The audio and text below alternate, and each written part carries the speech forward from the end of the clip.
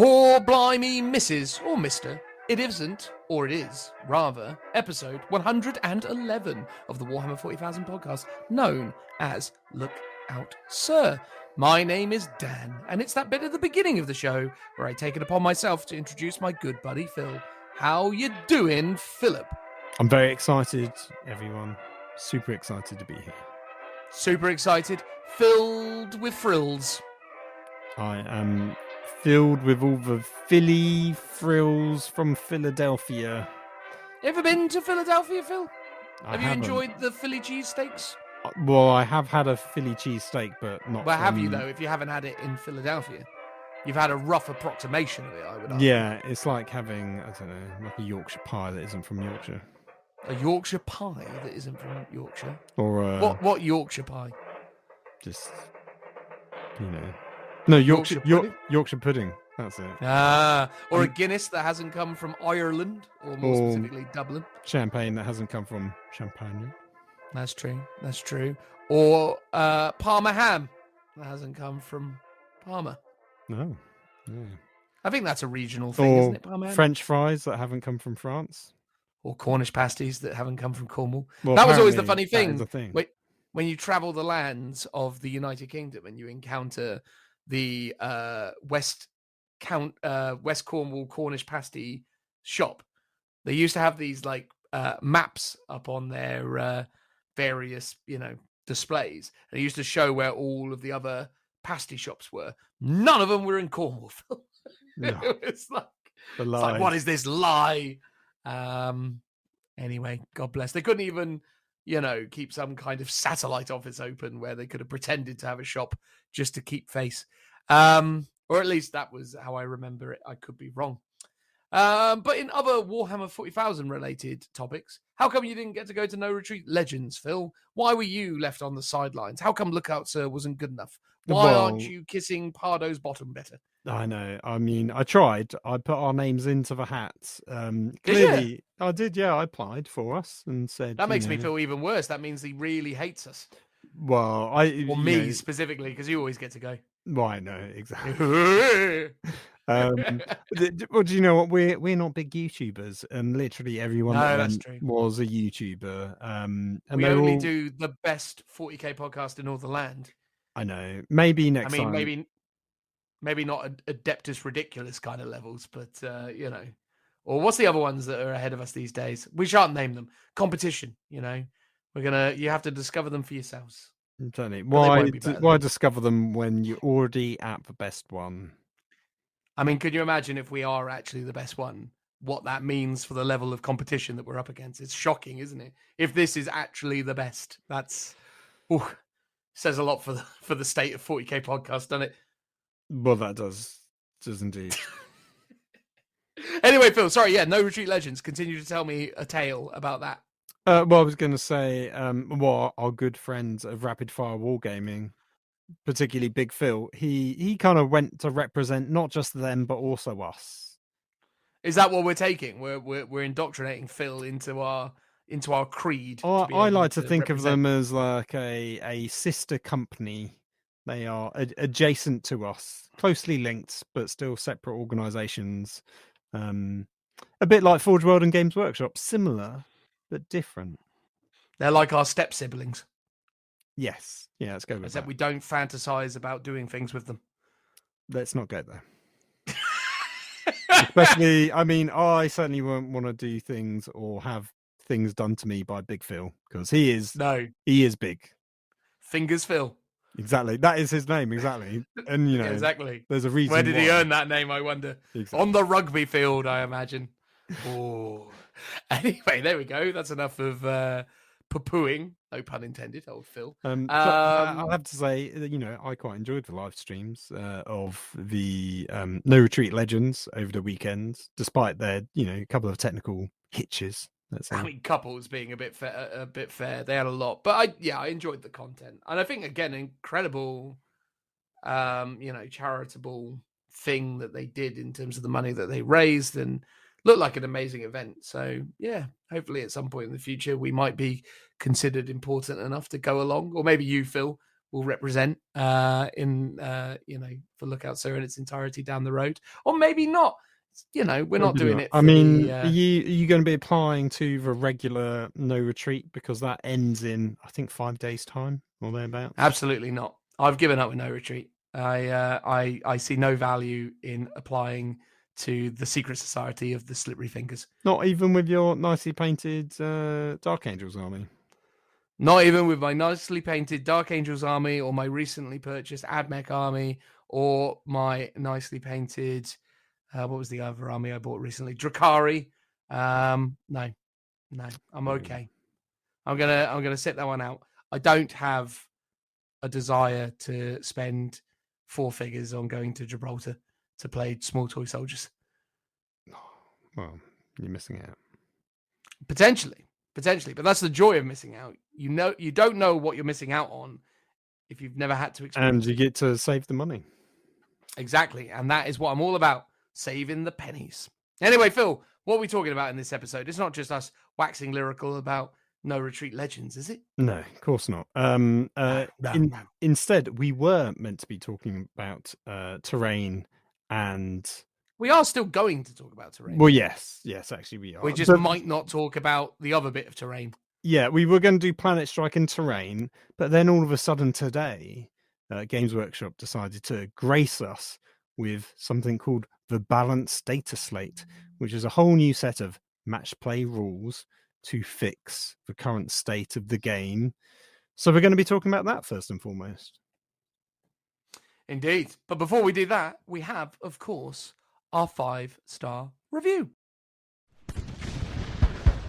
Come on now, Timmy. You've got your orders. You've got to do it. But I don't want to, sir. You've got your orders. Now get up there, get over that trench, and get me that 5-star review, and get it back here right away. Okay, sir. Phil, as per the format of this part of the podcast, I will invite you to take it upon yourself to guesstimate where might this week's 5-star review herald from. I know, and like weeks of previously where I've talked about the way that I could cheat and look it up, I still keep forgetting each time. So I'm just going to guess this time it's not going to be Sweden. If it is Sweden, I'll be really annoyed. But I'm not. Apple Podcasts of Great Britain. Afraid not, Phil. It is Apple Podcasts of the United States of America. We do well, Phil, in the United States of America. And this 5-star review comes via an individual called J Buckeye 78. Brilliant. Or it's either that or it's Jew Buckeye, or it is JBUXKI 78. I don't know exactly how you're supposed to pronounce that, unless you're going to turn around to me and say, Dan, you dyslexic fool, that's James. But anyway, I don't think it is. No. It is Jabuckeye 78. And Jabuckeye 78 says a revolutionary experience, 5 stars, which is, of course, a prerequisite, as I often say, of a 5-star review, because if you don't give us 5 stars, you won't appear here within this bit where we encourage you to leave us 5-star reviews. And don't fool yourself in thinking it's anything else but that. Anyway, back in April, I inherited a Grey Knight, singular, army, fuller, from 2007, and have been thinking about painting it up and possibly even trying to play 9th edition. But after listening to many episodes, and episode 93 in particular, I realized that 40k and many aspects of its fandom aren't for me. Oh dear. I'm not entirely sure where this is going now. Okay. We've discouraged. Was that the Grey Knight episode by any chance? Maybe. Hang on, let me just quickly look back at what episode 98 actually was, and then that'll give us a better understanding. Grey Knights was in the hundreds because it would have been quite recent. Sorry, it's episode 93. Sorry, that was 40k 9th edition 1-year retrospective. Oh, Dan, we've been too negative about 9th edition. That's it. We've cost Games Workshop money. Oh dear. Anyway, in episode 93 in particular, I realized that 40k and many aspects of its fandom aren't for me. And I've instead invested in some Necromunda stuff so my friends and I can start playing. In the meantime, I have tons of bolters and chainswords to use on many gangers. Dan and Phil both have very candid and interesting discussions about the hobby, and I'm happy to live vicariously through their 40k discussions until the time comes to paint Space Marines. So there we go. Old Jabuckeye 78 has essentially been turned off Warhammer 40,000 by our appraisal of its general gameplay mechanics and or overarching business practices. So well done us, Phil. We are doing the opposite of that guy who boasted about making millions for Games Workshop by selling just paint pots. What's his name again? Oh, The one guy that- from Midwinter Minis. Midwinter Minis. That was it. Yeah. Do you remember his video where he was like, I made Games Workshop £10 billion because I did a video. It's like, come on, mate. Like, really? Anyway, the point is we have done the opposite from him. We have taken people away. Maybe this explains why Games Workshop don't send us freebies. Clearly not. Clearly Because they've just listened to one episode and gone, oh dear God, they're the... Maybe it was episode 93. Are It's we? like, you're off the It's Christmas card a list. bit like that Mitchell and Webb meme of are we the baddies? Are we the internet trolls in 40k? Are we No. those neckbeards? No. We don't wear hats with skulls on them. Or maybe you're supposed to in the 40k universe. I don't know. Maybe maybe we just talked about those people and Jabuckeye got put off by not wanting to meet them at an event. That is true, because the implication seems to be that he doesn't like the 40k community, of which we are obviously very active members. Pillars, but not pillar. We're not legends, not yet. We're just No. small pillars. We're like the at pillars of bottom. Nosgoth, Phil. We're corrupted. Oh, okay. No. Do you know that reference? No. Someone out there is going, yes, Dan. Good reference. Is it a WWE reference? The Pillars of Nosgoth? Yeah. Oh, yeah. WWE. I mate. mean, who knows with you? Like, is That's it true. is it an 80s cartoon? No. Then I don't believe it's a real reference. All right, that's fair. They're the enough, only that's two fair you deal in. That is true. I do. That is my mainstay. Anyway, there you go. Phil, say thank you to Jabuckeye 78, and then we're gonna get on with the show. Jabuckeye 78. I'm just deeply sorry. Like, so sorry that we put you off painting and playing your Grey Knights. Honestly, give it a go. Just a little go. Just enjoy painting them, even if you're not going to play. But consider playing them, especially maybe smaller games. 500 But he's points. playing Necromunda. Well, to be honest, I'm jealous. I really want to play Necromunda and get. I know get those into it. redemptionist models are so cool. I'm so tempted, Phil. So tempted. I mean, you're in the cool group. If you're someone that just does Necromunda, like I'm quite jealous. If you live nearby, can I come around and play? I mean, its podcast reviewers come from North America, but yeah. I mean, do you mind visitors in the summertime? Maybe I'll happily. Are you come offering over. to just randomly go around to this guy's house just to play Necromunda? I'm sure you could find someone far closer. Not that we're discouraging this from happening.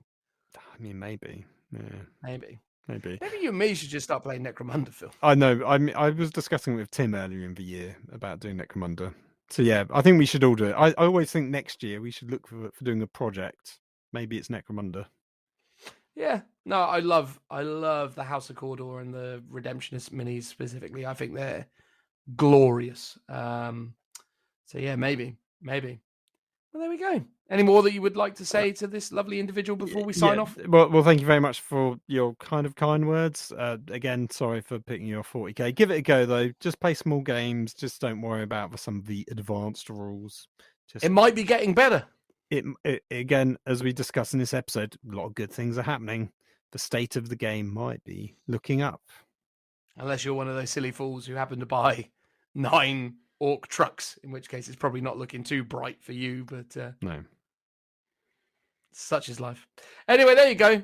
That is our introduction out of the way. Thank you so much to our patrons that stop us from shilling for various advertising entities. And obviously, if you would like to do so, there is merchandise available out there should you want to adorn yourself with Lookouts related paraphernalia. And lastly, if you want to be called out on this section, please take it upon yourself to leave us a 5-star review, either on our Facebook page or on iTunes or anywhere else that you can leave us a 5-star review, noting that if you do so, anywhere other than Facebook or iTunes, you will need to reach out to us on either Instagram or Facebook to let us know where that is, because we probably won't find it otherwise. And with all of that shilling out of the way, it's time for the tried and true transitional noise.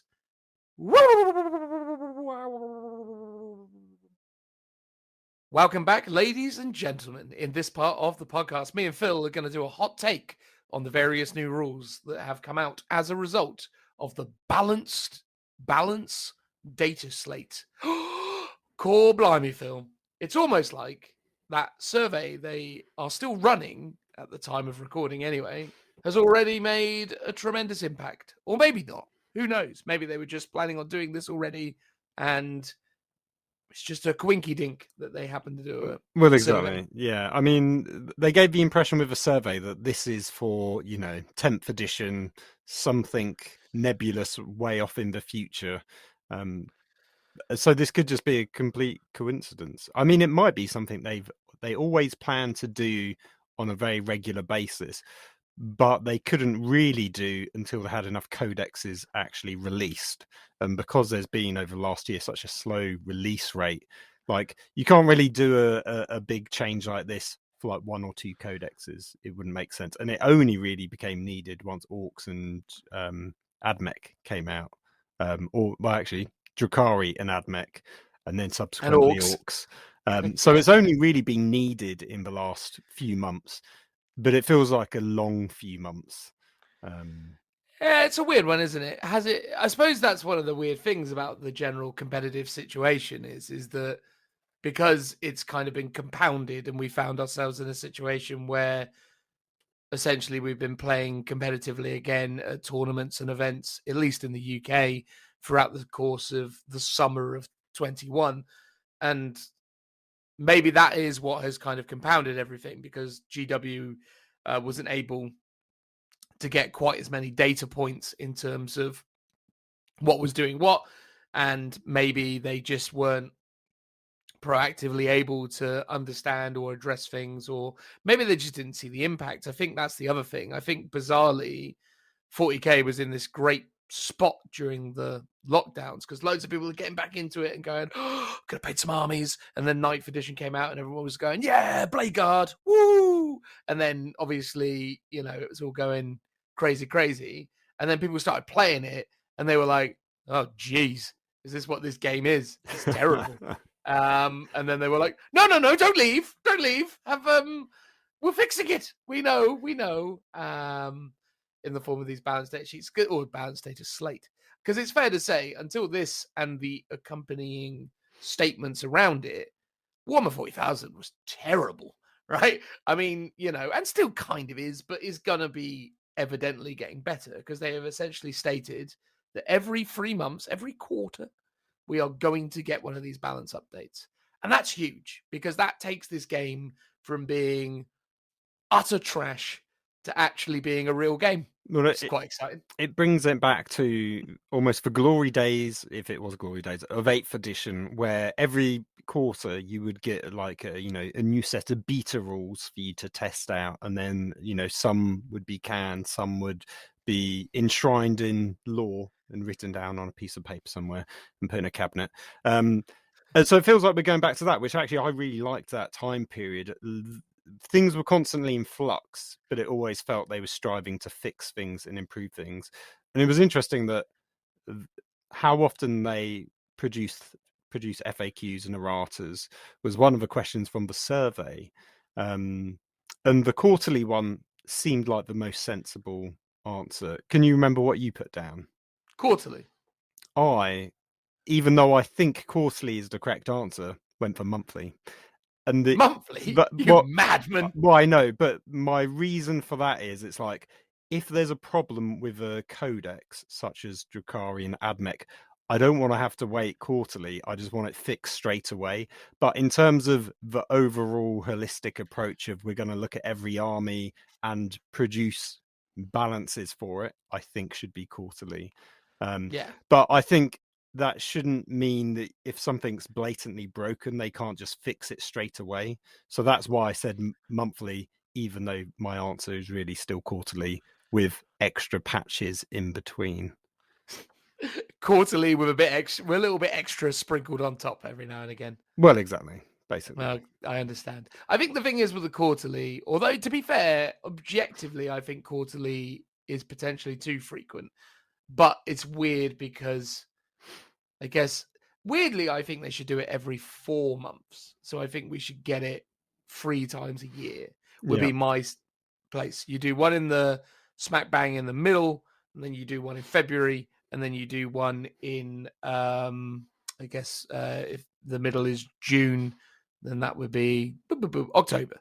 So yeah, so do June, October, February. And what that means is that you can address any real problems that occurred going into the latter, segment of a competitive year. You can fix any problems that are drastically happening in the middle, and then you can address and ultimately introduce new situations for the beginning of a competitive year, noting that I'm using the ITC's February to February competitive scorekeeping cycle as the way I would look at it.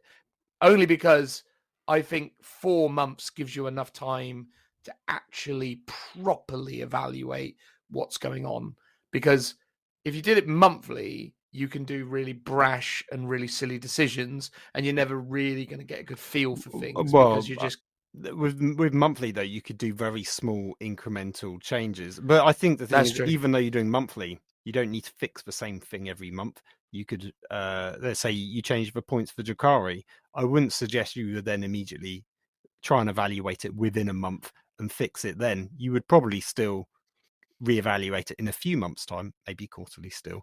But in that meantime, maybe you're fixing and addressing other armies, other points, other codexes in the kind of in between and following months.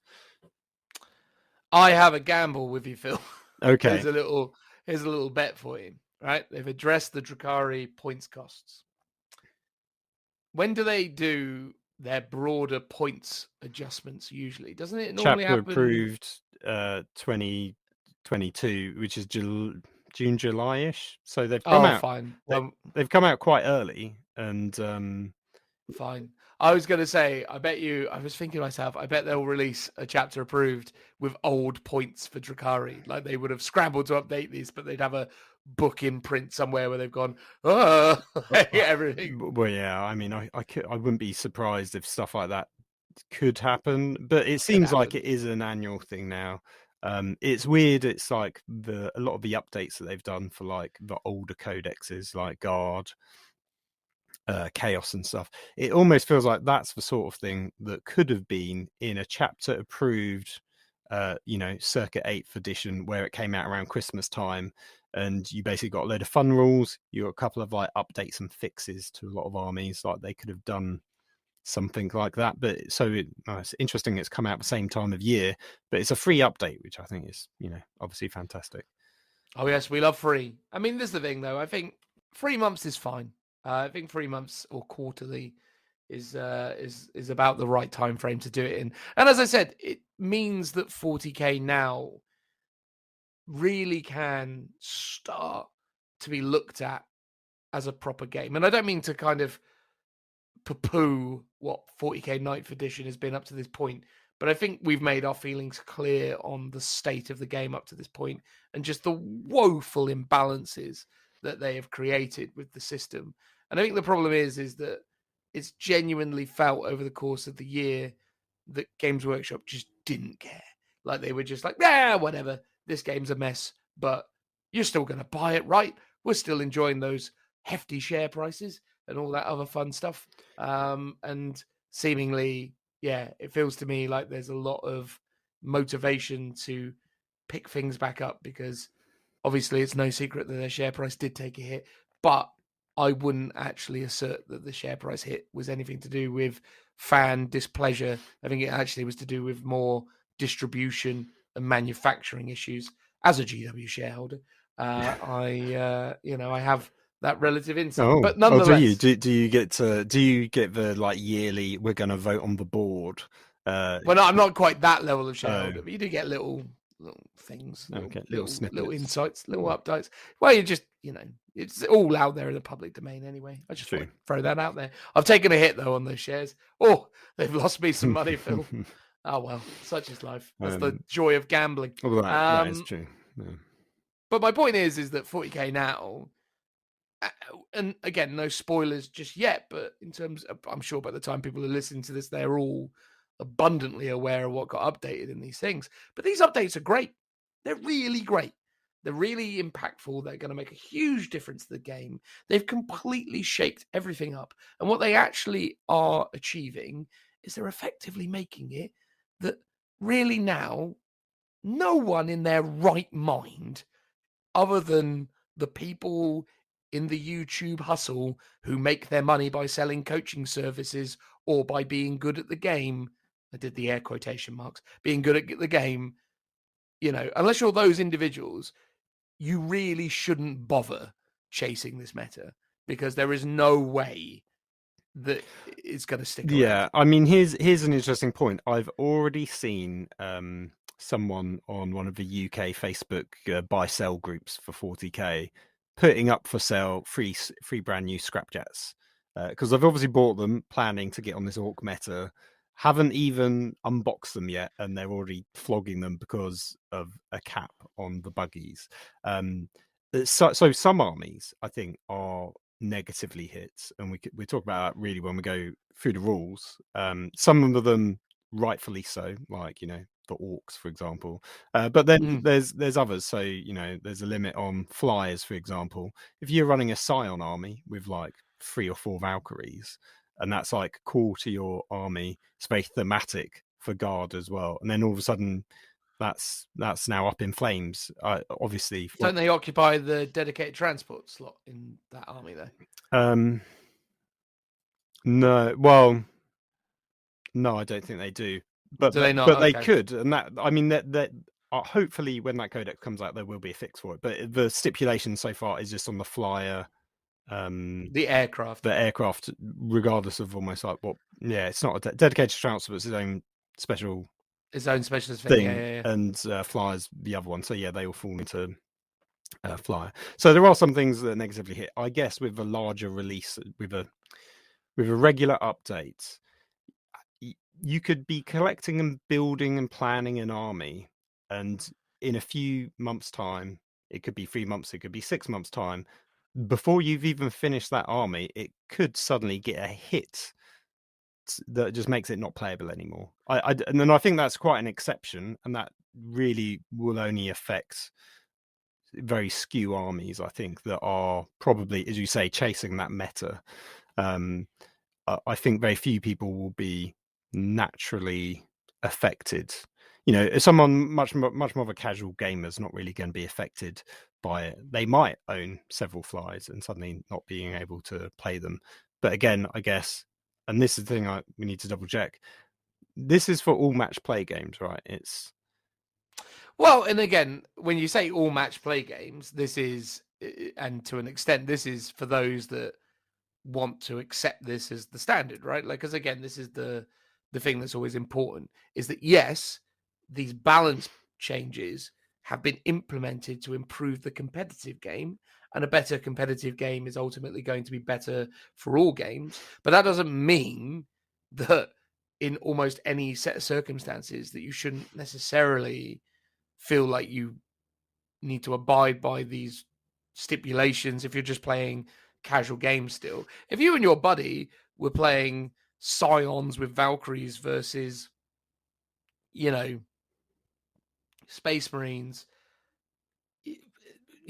your Space Marine opponent power that you play with on the regular isn't all of a sudden going to go, wow, those Valkyries were busted. You've got to get rid of all them now because so says the balance sheet. Probably going to be like, oh, we'll just carry on. Well, they probably don't even notice. But again, I suppose, obviously, yes, within the competitive scene, which is what this is here to placate, because obviously the competitive scene has ruled the roost, I suppose. Yeah, because I guess, so here's the thing, it is designed for competitive play, like these fixes, but most people, even casually, still play matched play. And I would probably argue even people doing crusade games, which are meant to be built on power level. I bet the majority of people still do points, but they obviously I factor agree. in the power levels for the kind of game mechanic rules.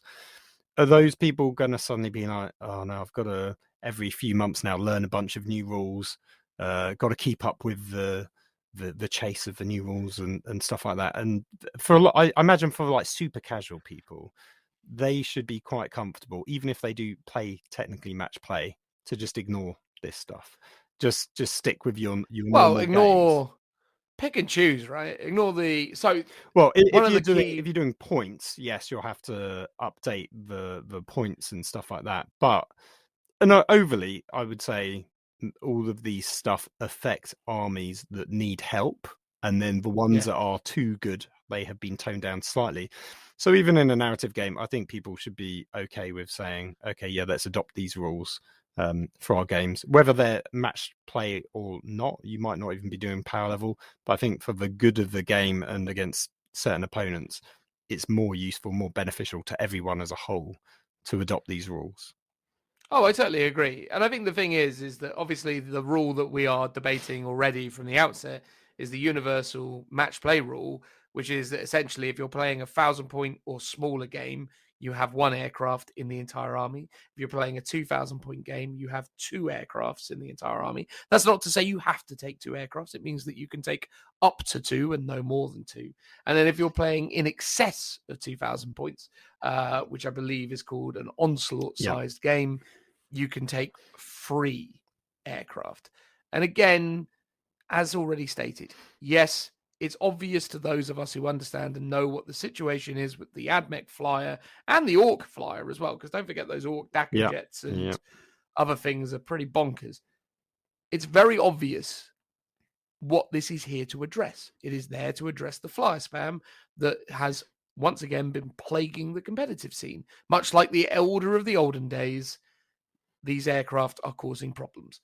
So that is clearly what it's there for. So yes, in the rare instance that you happen to have a buddy who was running somehow 6 Storm Talons, I'm sure you're probably not going to immediately clip their wings, pun intended. But the point is that obviously as time goes on, they may want to adjust. But here's the thing.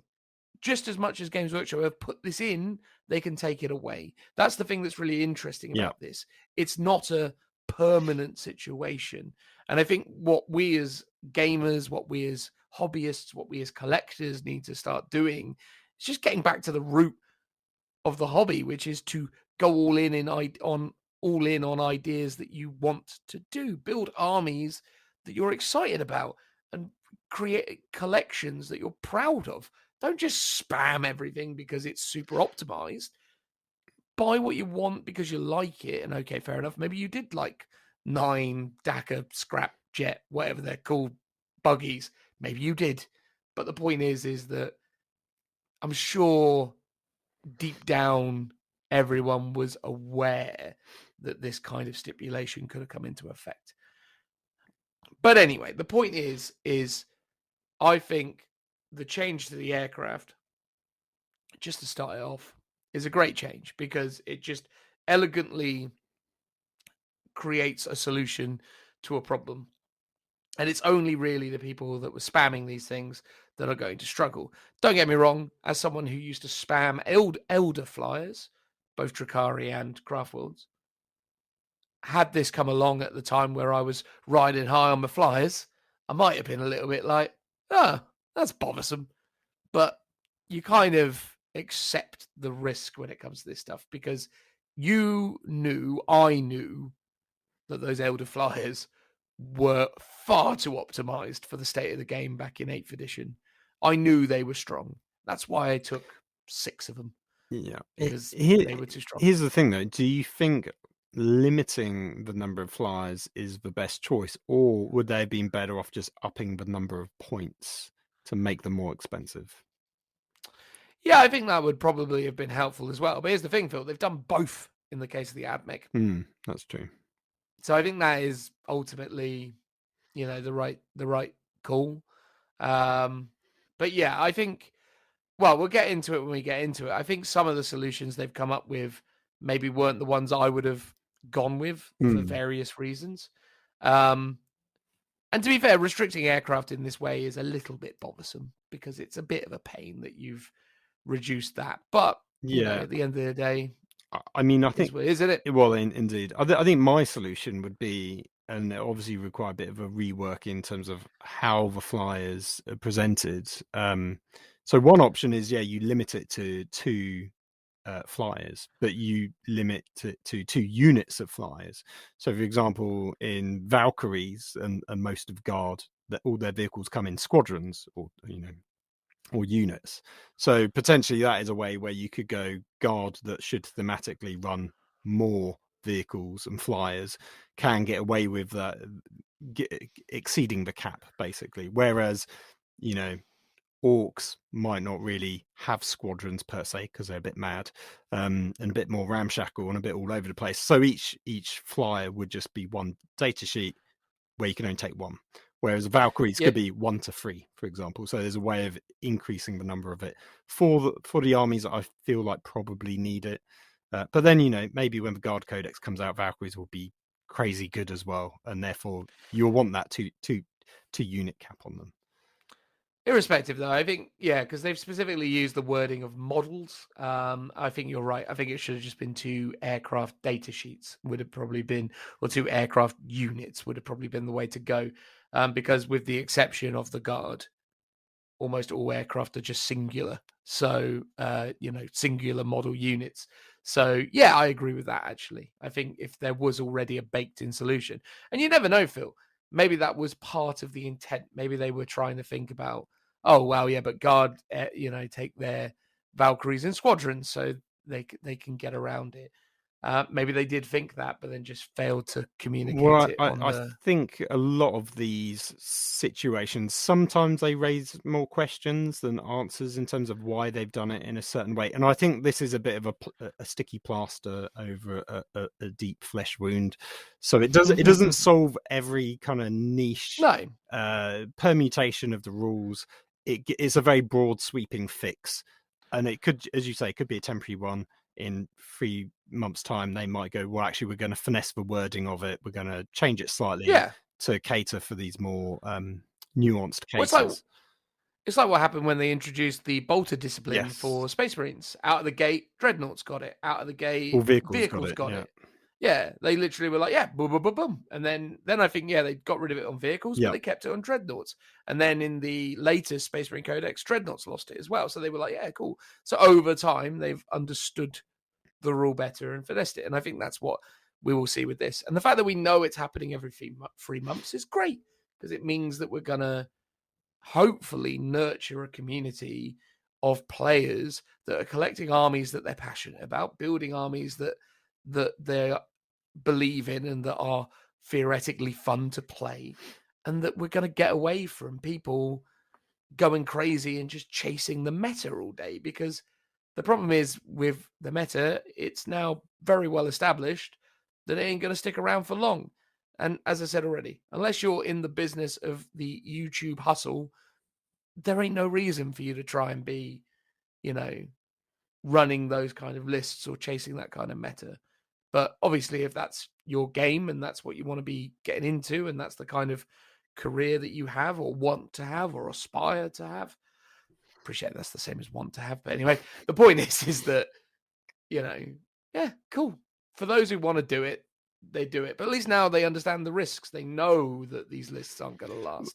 So they've got to be able to do them quick. Yeah, well, I think it's always been perceived, especially from 8th edition, that was the case. But I think when 9th edition came out, it felt like a very sort of stagnant lull where they weren't updating the rule set. They weren't looking at balancing things, except the odd minor fix via those FAQs here and there. That they would normally do like a 2-week FAQ and errata, which tends to cover the really generic stuff that typos and the obvious stuff, but not the oh my god, this is a broken combo. I mean, they did do a fix earlier in the year for AdMech toning down some of the stratagems, for example, but they were still clearly too good. So it's good that we're kind of back into that situation, and hopefully new people that have gotten into the game since 9th edition are going to realize that as well, and hopefully they're welcoming it, like the regular change. I think it kind of keeps 40k fresh, even if you don't play it all that often. I think it's still good and exciting to see new rules, especially for armies that haven't had new rules for a long time. I think that's all positive. Speaking of which, should we dive into it? We've obviously done the fly one. Should we go into the next one? We have done the fly one. Yeah, well, the next one along is the Adeptus Mechanicus, which is just a bunch of points increases. So we're not going to go through all of them because that's crazy talk. But the long story short is everything that's good went up in points.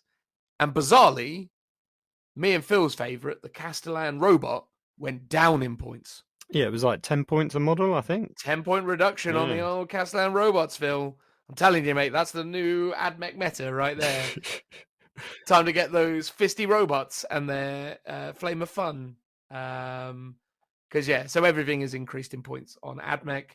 The flyers went up 20 points a model. The the little chickens, I think, went up 10. The Iron Striders, a lot of things just went up like 2 or 5 points and stuff. So quite a lot of things, but they always seem too cheap and too numerous. So totally. I don't think they went far enough on the AdMech. I felt like the AdMech needed a little bit of an increase in certain other places.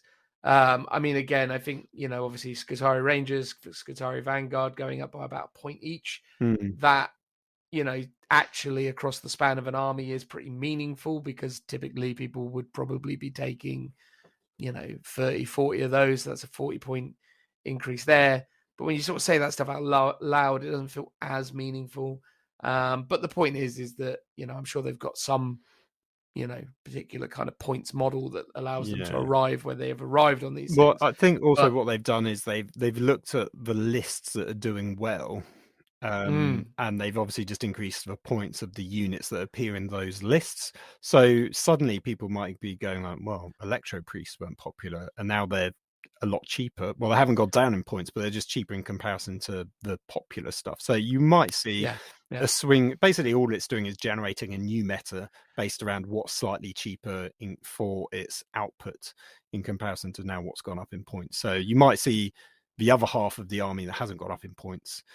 It probably does. They could have also deserved to gone up, but no one was playing them enough to Mordor's Eye from Lord of the Rings. The big lighthouse, the Eye of Mordor. The Eye of Mordor. Basically, that's Games Workshop. It's not spotted the Electro Priests and the other units, even if they're just as good, but just because no one was currently taking them. So it'll be interesting to see what develops. I think the thing is with the AdMech, though, I still think the AdMech are real good. I think at this level of points increase, they feel like they're still underpointed in some areas. I still think you're going to take some very strong AdMech armies that are still going to do well, and you might, as Phil has alluded to with things like the Electro Priests, you might explore other options that you might be now dusting off because it just has that little extra, flair or that little extra element of efficiency to it, which is good because it's now making you reevaluate the book, which is important. Yeah, I mean, here's the thing. Let's imagine you were the sort of person that was taking 6 of the flyers. You now can't take 3 of them. So of the 3 that you... Well, you can't take 4 of them. Oh, yeah, sorry. Because you can only take 2, yes, not 3. Yeah, there you go. Maths, mate. Maths. So out of the 2 that remain, that's only 40 points increase. And then you've effectively saved yourself how many 100 points of the ones that you now can't take. So it does suddenly give you a wealth of options to take. So I think overall the points cost, even if you did a like-for-like build with all 6, even though you can't take them, you're still only looking at 100 or so points across all of them, a bit over. It's not a huge amount. And obviously the infantry's all gone up slightly and stuff, but I don't think the points cost it's not like 500 points suddenly. It's not like these armies won't be playable. I think these are all quite minor changes, but well-needed ones to just sort of smooth things out a bit. Absolutely. Cool. All right. Phil, the second one is the one that you most want to speak about. So why don't you tell us what it is? It is the Astra Militarum. The Imperial Guard. The Imperial Guard. So we've got 3 changes. We've got a 2+ save on our Lehman Russ tanks, which is gosh darn good. It's very, very good. We've got tank orders can now, which are Lehman Russ tank commanders can give tank orders. They used to only be able to give it to other Lehman Russ tanks, which is included itself. Now it can give it to any friendly regiment vehicle, which Huge. opens up a world of possibilities. So from chimeras, hellhounds, cyclopses, all the Forge World stuff, anything that's a vehicle. I mean, technically buildings, but they don't give a regiment keyword, so it wouldn't be them. But I mean, all sorts of mad stuff can now get the Lehman Russ tank orders. And then Incredible. the last one is every time someone with the voice of command, which is the officers, does an infantry order to an infantry squad that's 6 inches away, or well, actually, it can be increased with Voxcasters. So normally it's 6 inches. You issue it to infantry squad. Every other infantry squad within 6 inches of the first squad receiving the order can also receive that order. So one order can suddenly be used, 3 or 4 times. And one of the limitations I've always found with Guard is having enough officers to get your orders done. So if you've now got a bit more of a tight knit build of like all your infantry are kind of relatively close together, which isn't quite often how you play it. But if you've got enough that you're within one same area, one order can now be issued to several, which is really efficient and Huge. makes for interesting builds, I think. With Guard. Well, even like straight away, like Iotan dragons or whatever they were called, the scions, rock them with your shot las guns, bring down 3 10-man units of them in a battalion, take 1 prime with a rod of command, meaning you can do 2 orders, and then every single one of those units will get first rank, second rank, and bring it down. Well, it doesn't work quite like that because the rod. Well, it would do, wouldn't it? Well, okay, so here's where it's a plaster and they haven't covered the nuances. All right, see, this is why I like these conversations. So you can issue 1 order normally to 1 infantry squad, and Correct. The stipulation is if they've already received an order, they can't gain a second one. So if you do 1 order to squad A, B, C, and D also get that order. So they can't get you can't then give them a second order. However, with Laurels of Command, every time you issue an order to a unit on a 4+, you can issue them a second order, assuming they're within 6 inches of you, which is the tricksy stipulation. So with Laurels of Command, issue squad A. Squad A gets it. B, C, and D also get it. If they're within 6 inches of the officer, I believe you roll a 4+. You roll dice on a 4+. Each one can now get an extra order. So basically, totally. You're multiplying the number of times that you're getting Laurels of Command, which is actually really cool, like tricksy little thing. Oh, that's amazing. So, and isn't it with that one that if you rolled another 4+, you get another one? Or does it stop? No, I think it stops after you've done 1 or 2, as it were. You've done 1 extra and then it stops. Okay, fine. Yeah.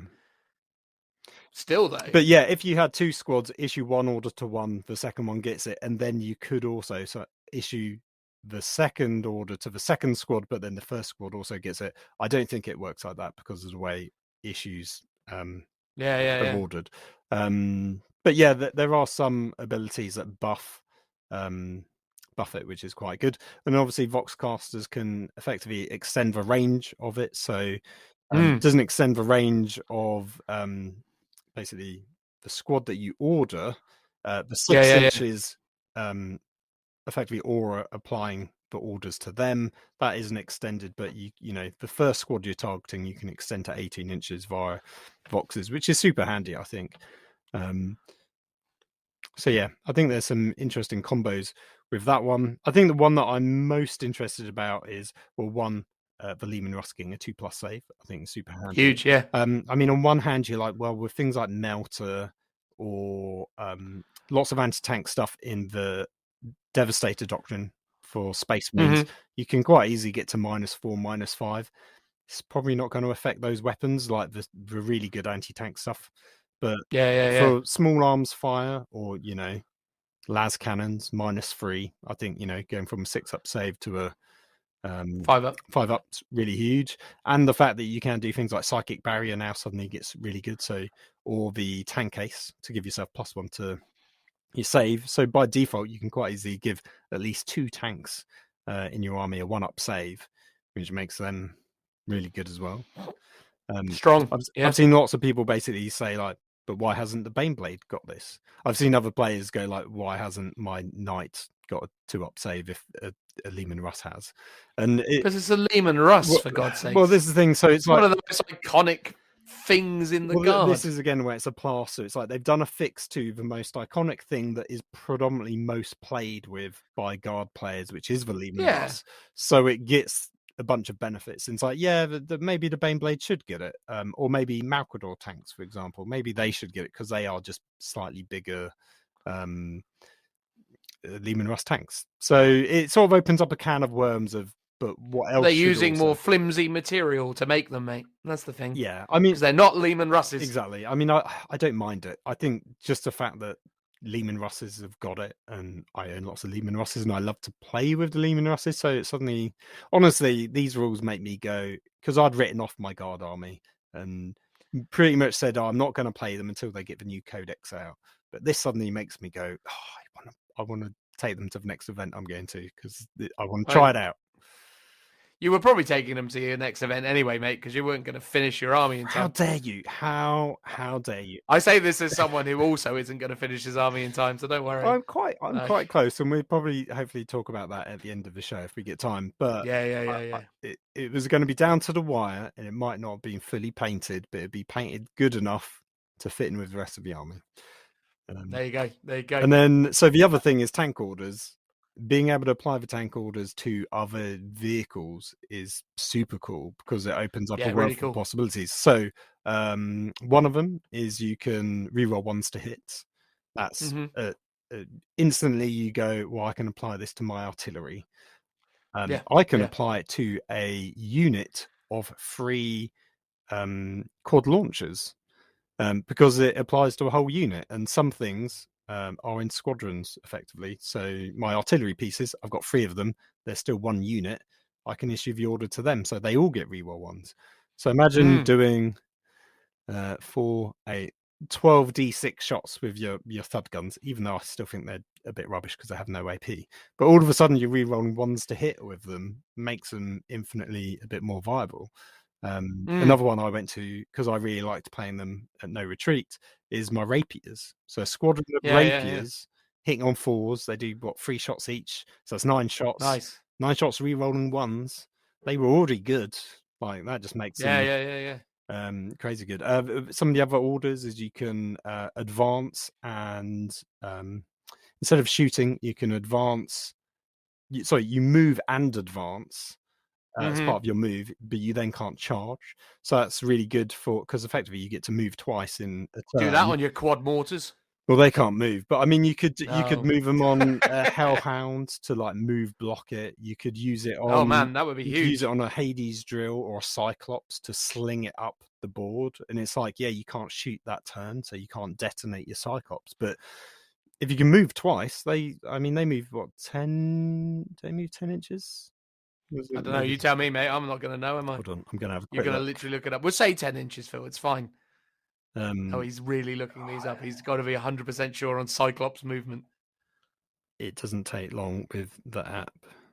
No, clearly not. Well, this certainly it involves me actually being able to spell. It is 10 inches. So you could move 20 inches. But obviously, you've got to be within... we advance them, plus, right? So plus 20... you can advance twice effectively. So plus 2d6, obviously you got to move up your first move and stay plus in advance, range, stay within your 6 inches of your tank commander, and then do the second slingshot. But you could just hide that in a ruin somewhere on an objective or in the middle of the board quite comfortably. Turn 1, turn 2, you can just get ready to explode.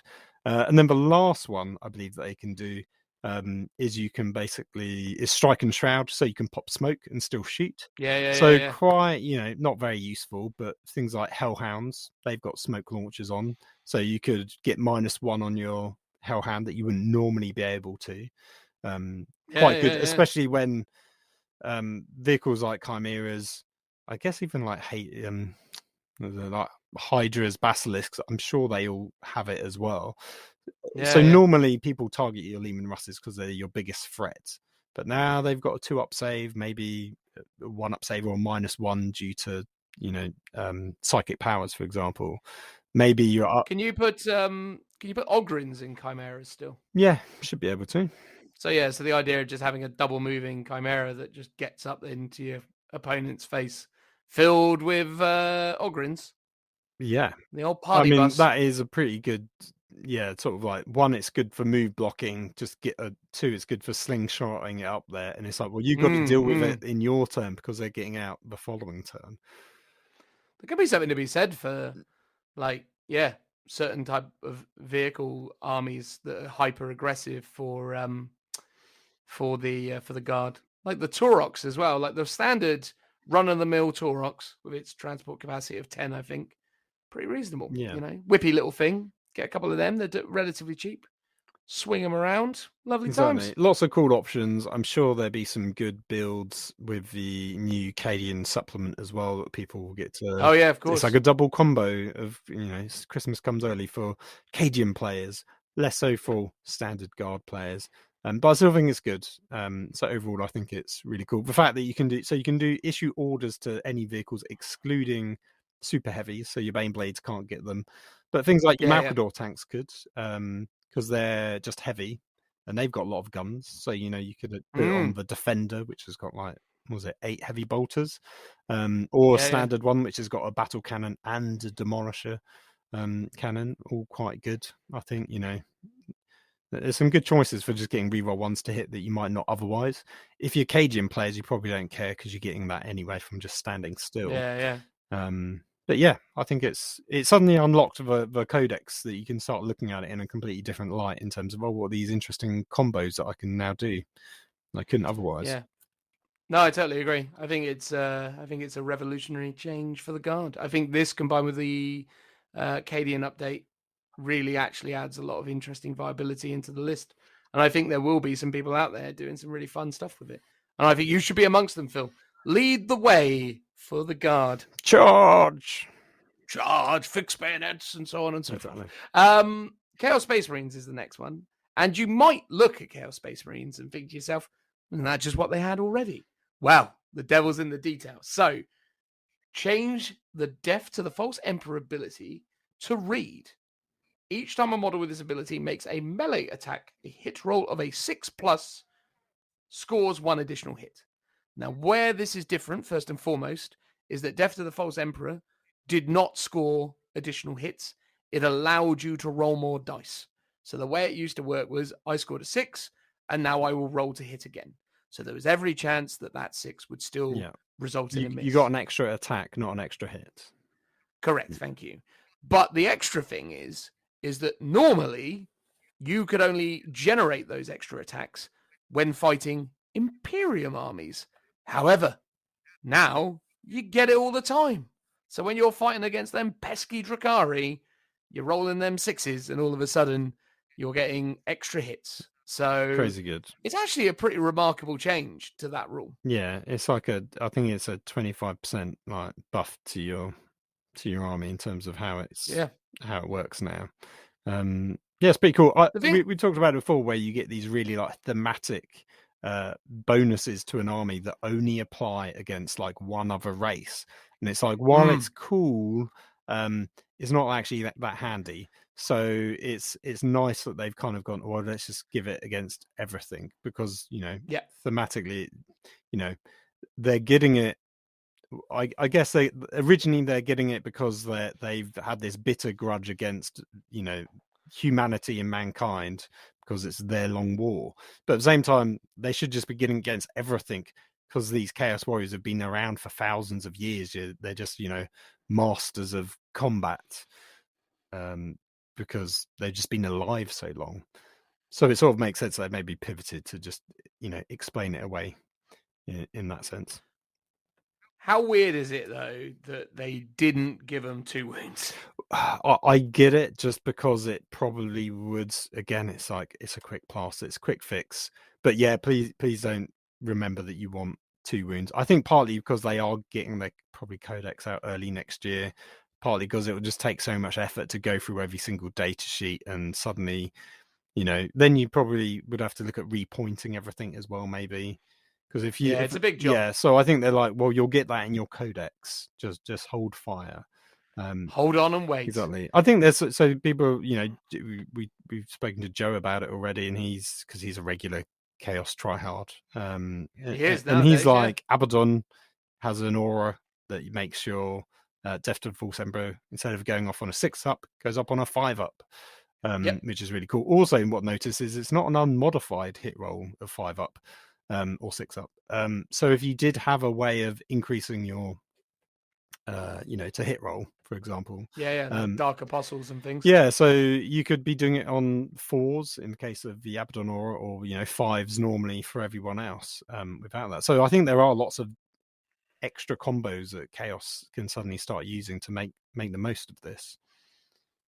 Well, I think the thing is, so Khorne Berserkers now have gone batty, because if you have a 10-man unit of Khorne Berserkers, all with a start to use chainswords, and you take them as World Eaters, they've got 5 attacks each on a charge. They're hitting on freeze, and that would be 51 attacks, which on average will be 9 extra attacks. Throw in re-rolling 1s, and when everything is sort of said and done, you'll probably do something like 52, 53 hits off the back of them charging in at -1 strength 5. And then you do it again, because they fight twice. So, oh God, yeah. Wow. So actually, you're slinging 102 attacks that are all blowing up on 6s, and then if you give them +1 to hit, they're blowing up on 5s. It's bananas. Like, literally a unit of 10 Khorne Berserkers, which, to the best of my knowledge, and I'm just looking at their points now, is 170 points. We'll run in and go, how's about 110 hits? That's pretty mad. That's strength 5. It's interesting to wonder whether these rules they've just sort of cherry picked from the codexes, or the play testing of the codexes, the ones that haven't gone to print, for example, and they've gone here, just have it early, because they've sort of done that with the points when it comes to Admech and Drakari. Or do you think, because wouldn't it be really annoying as a Chaos player, like your codex, let's say it comes out in 4 months' time, if it didn't have this rule in, because they've just decided to, it's a new thing that they're giving you as a stopgap, but it might not be in the new book. I kind of do hope that everything that we've seen here is also in the new codexes for the armies that need it. No, I hope what they get in their new codex is better. Well, I'm sure it will have other stuff as well, but I sort of hope this is part, because of what, as you were saying about, the points costs. Imagine if there's a Drakari book coming out with the old points costs in.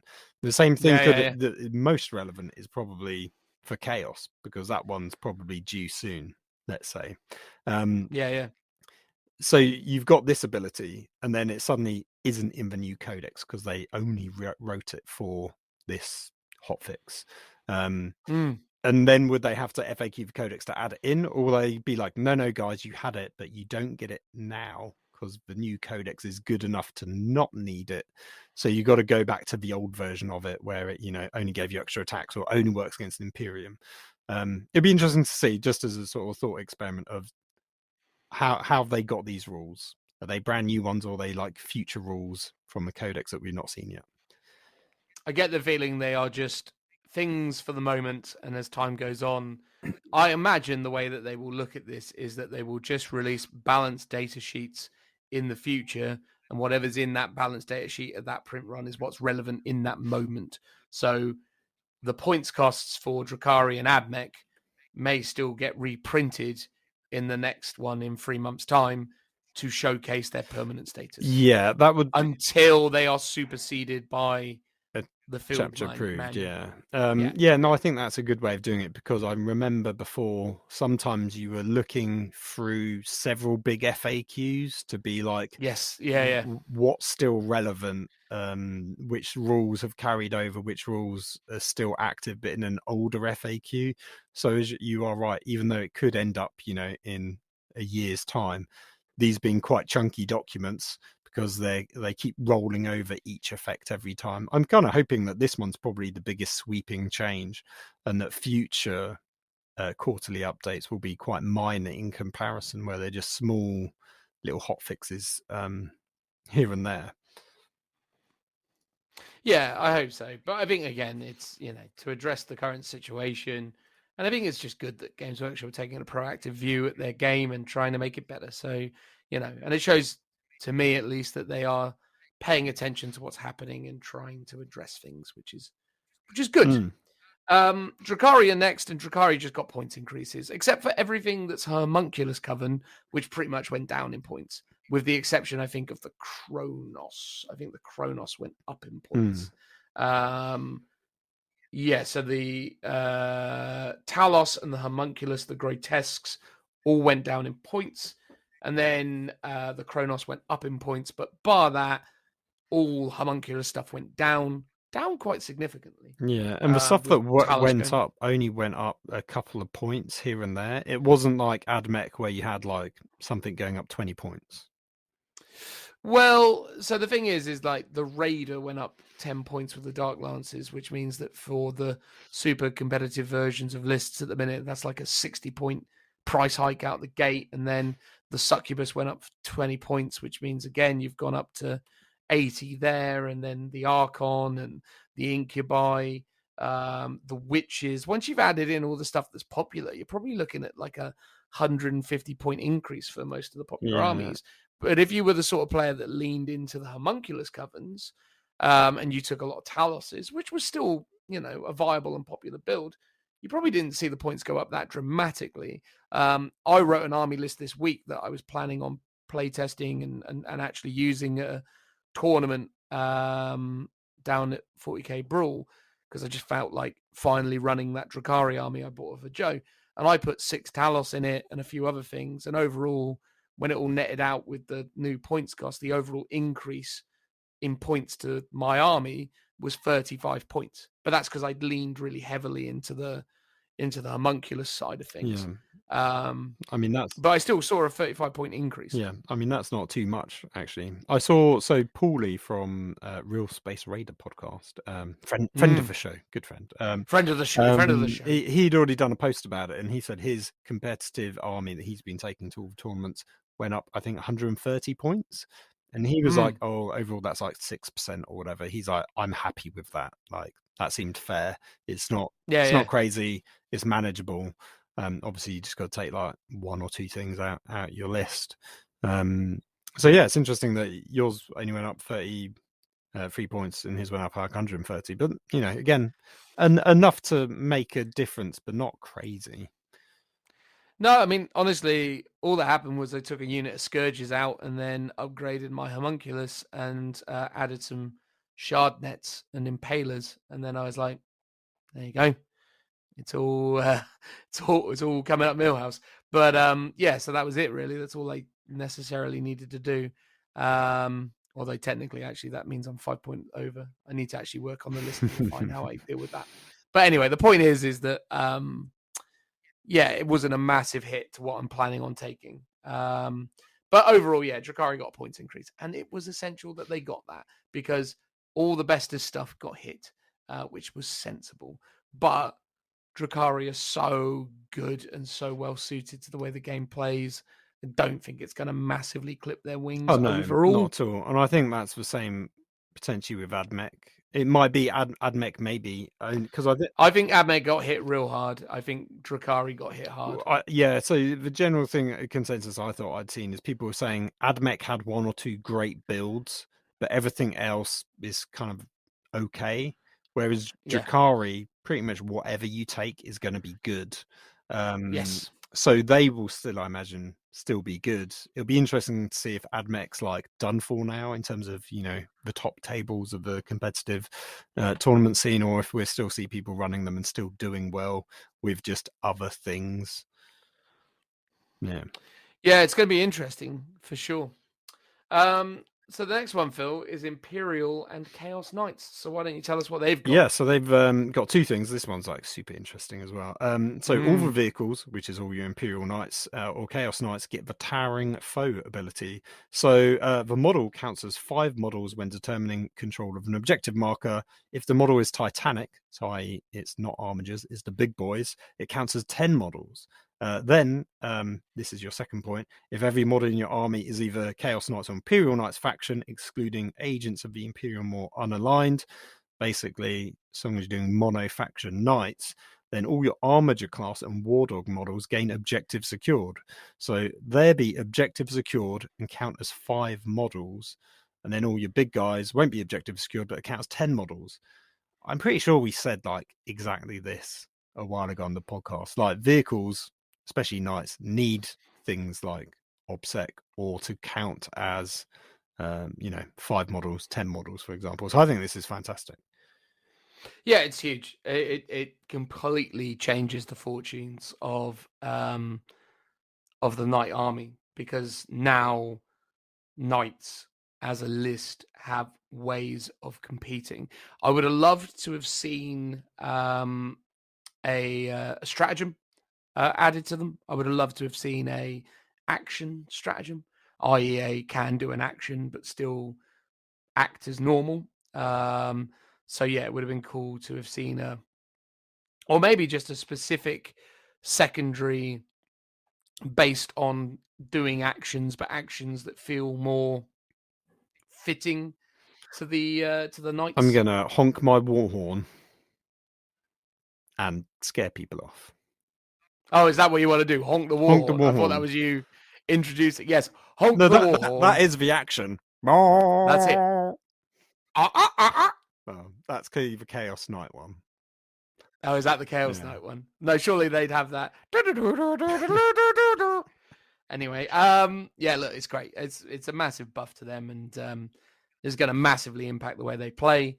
And obviously, when you look at the builds that were already facilitating OBSEC into them, the fact that now you count as 10 models and OBSEC and stuff. Although I think you did that. There was a anyway relic with banner, I think, that could make you count as 10. So in theory, that's obsolete. Although it might, I don't know if that counted as OBSEC, but it made you count as 10. You count as 20. Well, it'd be interesting if it does some kind of stack like that, or if now that relic's kind of redundant until a new codex comes out, which again probably isn't that far off.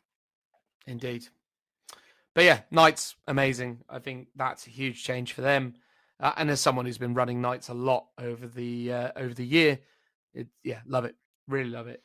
So yeah, Crons as well. Massive buff for Crons. Like ridiculous how good this update is for them. Essentially, add the core keyword to the following: Canoptech, a Cavrits, and the spider thing. Whatever, that'll do. The spider creatures, the reanimators, the wraiths, the flailed ones, the destroyers, the heavy destroyers, the Ophidian destroyers, the Scorpec destroyers, and the Triarch Praetorians. So yeah, having this many additional core keyword units in the Crons is huge, because up until now, I believe Crons had 4 or 5 core keyword units in their entire army, and so many of their abilities. I remember when we were going over the Necrons last year, it was like, this is cool, but everything seems to want to buff core and nothing has core. Whereas now, everything that you would expect to have core now has core. Yeah, it's a huge thing. I think it's one of those things where it will take a while for people to work out all the synergies, because obviously you got your probably things like aura buffs that are all like core, potentially like reanimation stuff. Your orbs and stuff. Can't remember if they were core or not. But also a lot of stratagems, I reckon, will run off of the core keyword. So suddenly you're unlocking them to units that never had the option to do it. Or have a stratagem applied to it. So I think it doesn't seem like a lot, but it is. I think the ramifications for this one's quite huge. What I also liked is they included Forge World units within the edition. It's like they haven't forgotten about them, which is good. I think it's great to see that Forge World sort of still always being included within the Games Workshop stuff, and not being forgotten about. Yeah, no, love the changes to the crons. I think it's just a really elegant, very sensible solution to making them far more viable, and I'm really excited to see what kind of mad Necron lists people start coming up with now that this is an available option. Orcs, Phil, tell us about the orcs. So orcs, one of the one nerf, I think this is beyond the points to Admech and Dragari. So when you're mustering an orc army, you must say "Wah." If you don't, it cannot include more than one of each of the following units: the Boomsnagger, the Boondacker Snazwagon, the Custom Booster Blaster, the Megatrack Scrapjets, and the Ruckadrut Squig Buggies, and the Shock Jump Dragsters. So all the buggy units, basically. You can only have one of each unit for each one, but each unit can have up to 3 of them. So you can have 3 models of each of those, of all the buggies. But it just means you can't just spam the Scrapjets, for example, which I think was the popular go-to build in the current meta list. I think it was the Squig shooty one, whatever that one was called. The Rocket Truck Squig Buddy. Oh yeah, because that's the one that shoots out of line of sight, wasn't it? Yeah. So yeah, rather than taking 3 units, which gives you 9 of them, it's like you can now take 1 unit of it, but that gives you 3. So it's still not bad. But because they were saying in the corresponding Warhammer community article that it's meant to represent the sort of diverse and ramshackle nature of your orc army, you wouldn't really be having 9 identical sort of models. It just doesn't make sense. So the limit and the way they've done it, I think, is good. Do you know how I would have fixed it though, Phil? Would you have just made them go up in points? No, I would have just made them unit cap 1. Ooh, would that have been too harsh? Because you can still take 3 of them, but as separate units. Yeah. I think in a way potentially this is more limiting if they have to be a unit and they don't split like the guard stuff. So it's like those. Yeah, they don't split. Yeah. So but I think making them unit size 1 would have been the happy medium.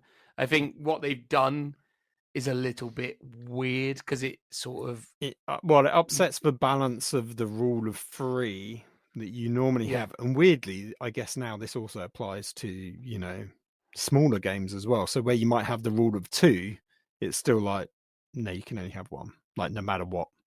And maybe it's just because they're that good. They it needs it.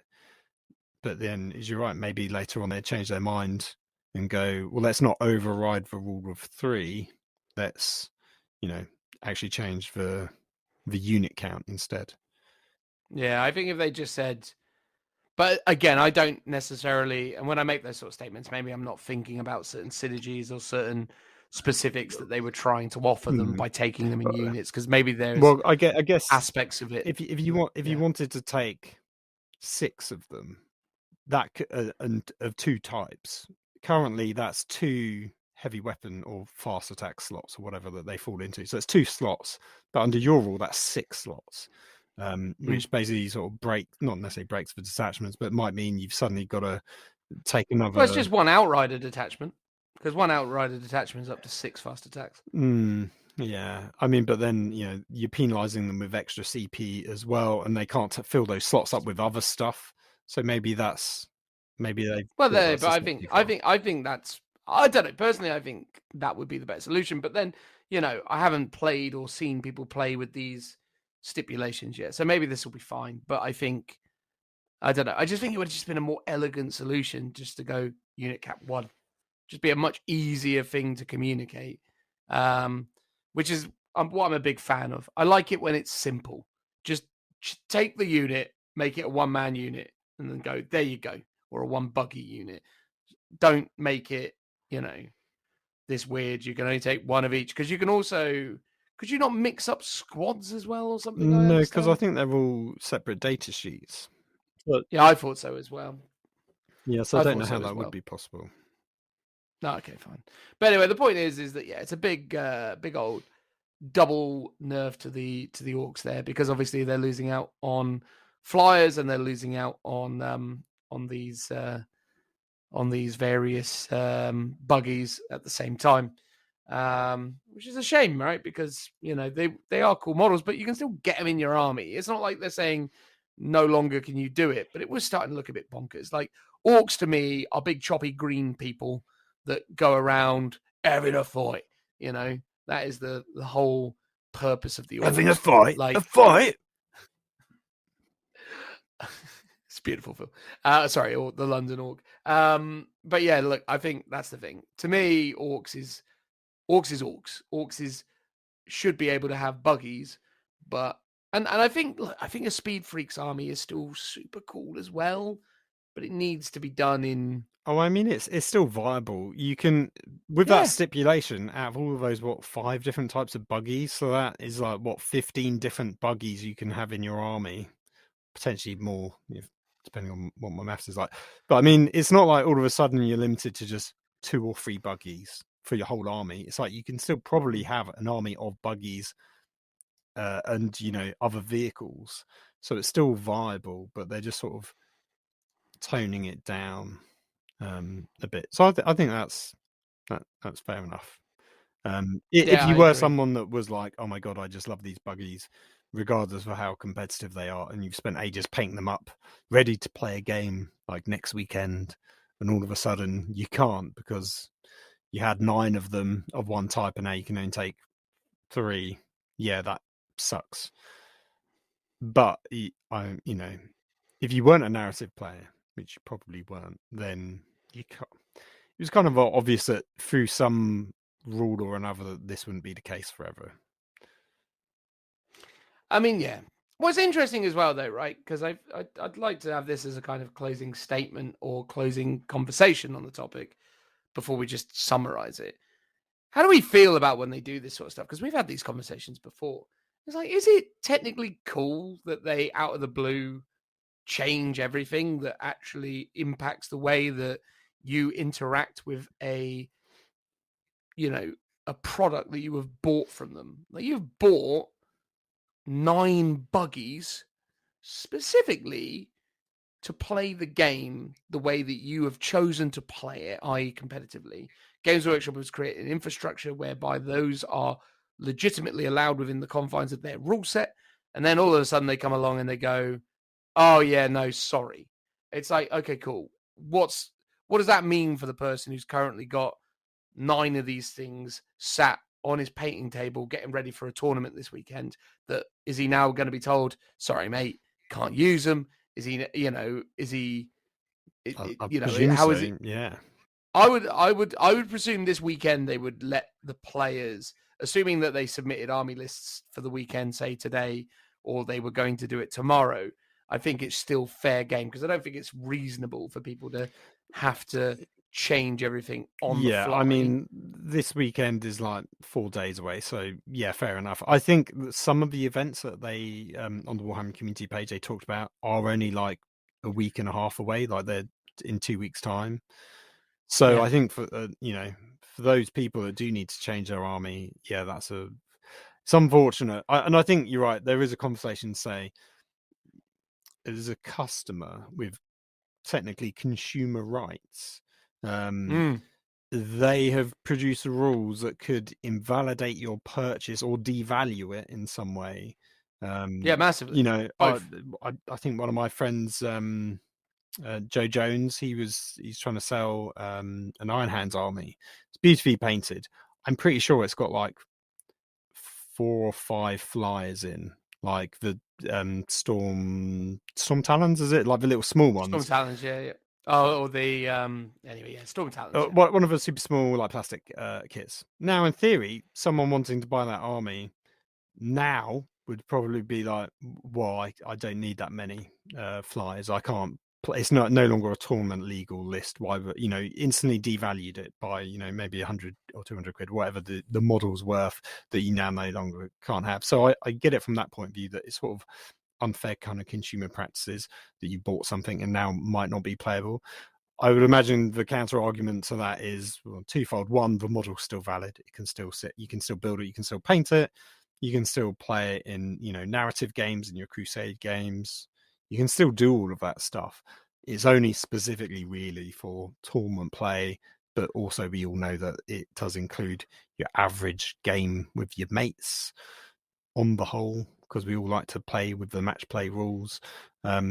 So I kind of get that, yeah, that it's a bit unfortunate for those people. But the other thing is, if you've been in the hobby for any length of time, you kind of know that this stuff happens and that you shouldn't chase the meta. But as you said earlier, I don't think that, I personally don't think that's a reasonable excuse, though. I don't think it's fair that you turn around and say you should know better, because why should you know better? At the end of the day, if you're being promoted and advertised a service and a product based on a certain set of established ideas or a certain set of established, literal, real, tangible things that are written down on paper and sold to you as such. You've bought a 30 quid book that tells you can do this. You have bought Lord knows how many pounds worth of buggies. Let me just do a quick bit of quick maths.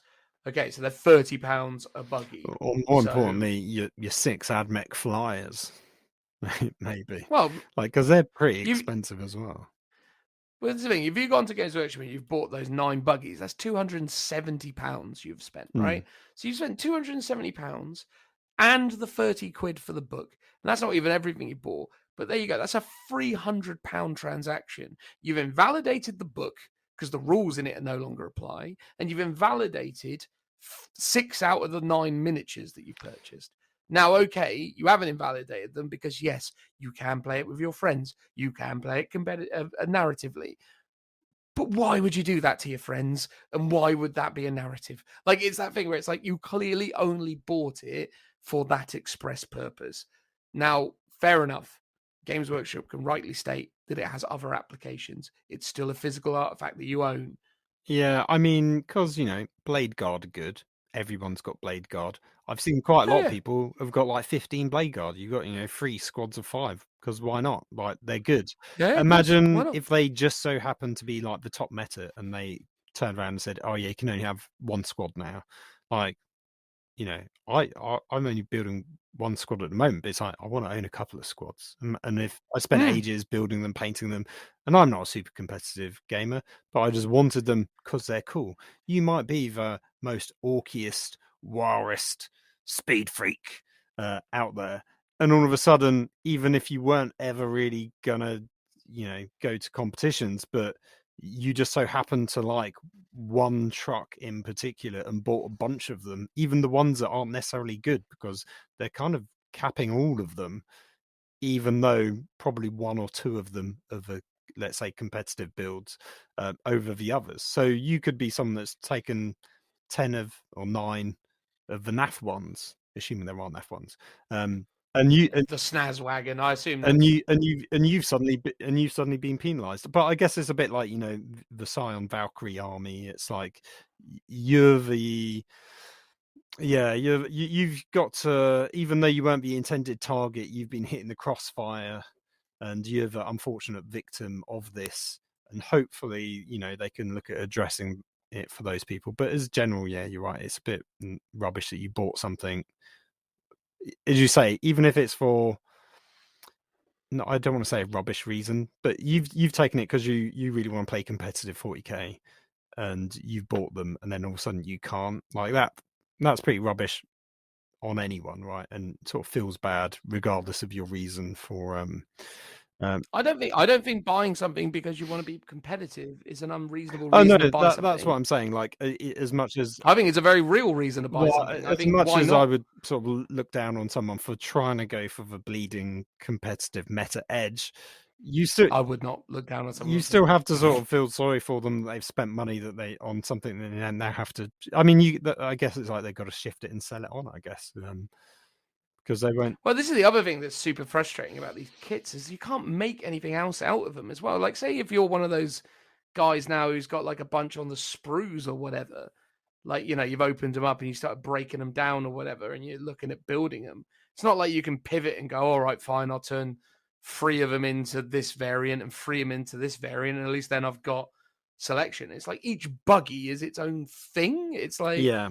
So I don't know. Look, I don't mean to kick up a stink and create problems for anybody. I'm just saying that to me, it's a little bit unreasonable, because at the end of the day, whether we all sit here and say, wow, you should know better, or whether we say something to the effect of, oh, who cares? People who spam armies are, the worst kind of people, because they are. or whatever.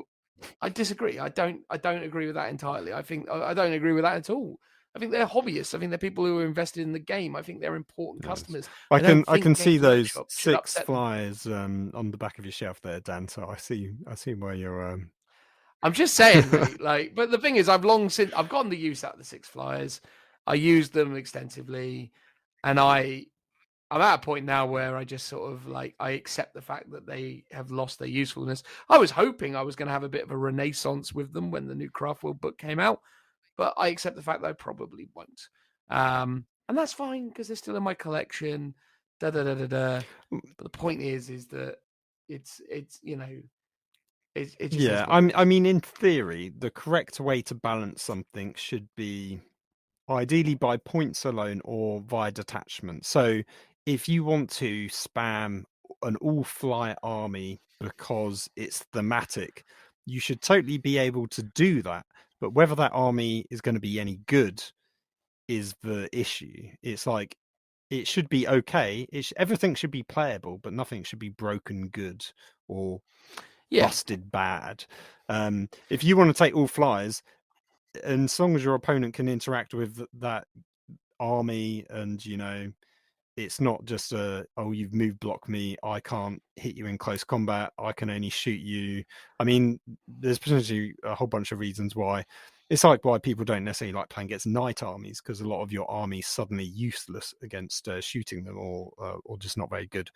But thematically, an all-knight list is perfectly fine. An all-flyer list should be valid. But it just needs to be played in the right way, and just, not be super good, I guess, is my point.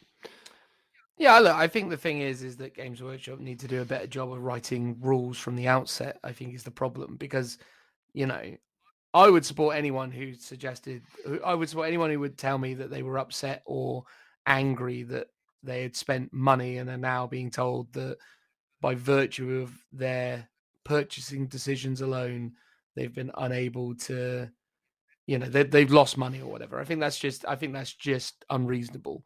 But look, here it is.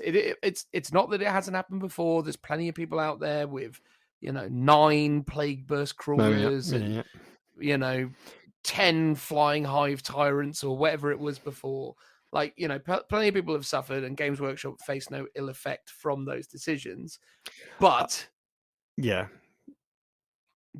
got to ask yourself: is this a fair and reasonable business practice to essentially advertise and promote a line of products to then basically change the way that they're used? I mean, no, Games Workshop aren't saying go buy 9 of these. They are not, but they are. But their rules make it. Yes, no, I think that's true. Because they're not saying don't, is what they're saying. Even now they're not saying don't do that. Because obviously they don't care. I think the reason why in the past, originally in, I think 7th edition, that's when the rule of 3 came in, because things like no, it was 8th edition. No, it was the winged hive tyrants. Rule of 3 is. Oh, you're right. It's 8th yeah, edition. No, you're right. It was 8th edition. Yeah, and obviously there were people that had like 6, 9 hive tyrants, winged hive tyrants going around. But yes, those people took a hit on not being able to play with that many models. But I think the community as a whole were like, this is a worthwhile cause. It's for the good of the game. So therefore, yes, it sucks to be you who have been hit with this bat, but you kind of brought it on yourself by spamming it, I think. And maybe even if you were to say even if they didn't bring it on themselves, let's say, they were totally encouraged by Games Workshop, it was totally allowed, it's totally game legal. At the same time, it's for the better health of the game that you can't do that. So I think everyone was pretty on board with the idea of it.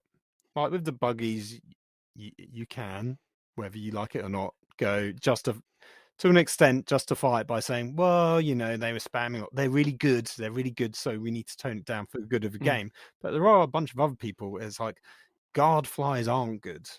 They're average, but they're fun, and they're mediocre. But guard players love them, and they've been hit as well. So all of those people with armies as well are sort of suffering for the consequences of some of these rules.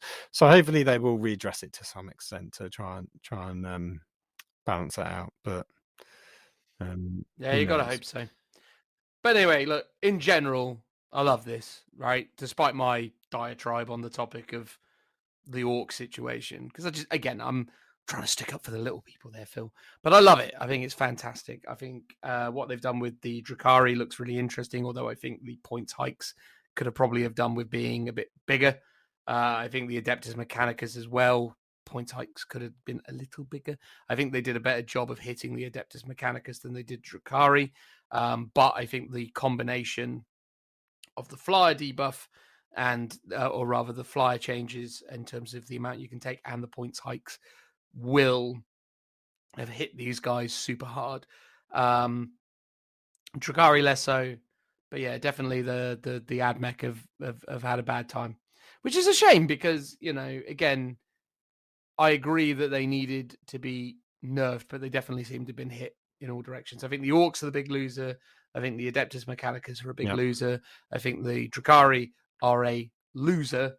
But really, the biggest loser, in my opinion, is Craftworld Aeldari because they got nothing. Well, yeah, nothing, Phil. I was going to say, so there's a few notable absences, like Craftworld Aeldari don't get anything, Tyranids don't get anything.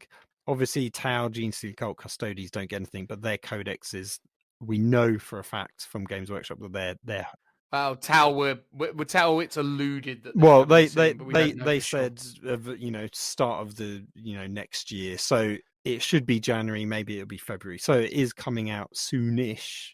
But yeah, beyond that, I don't think there's anything sort of missing. In a way, you know, you could argue like, well, why haven't Marines got anything? It's like they're all right. They are 9th edition though. That's the thing. So I think Marines are probably on track to be the strongest army in 40k again. Not Marines specifically, but Dreadnoughts. Well, I mean, yeah, I think Dreadnoughts is still doing well. I still think Drukhari will outperform Space Marines, even with the points changes. But it'll be interesting to see how things pan out. What will be the next like meta winner?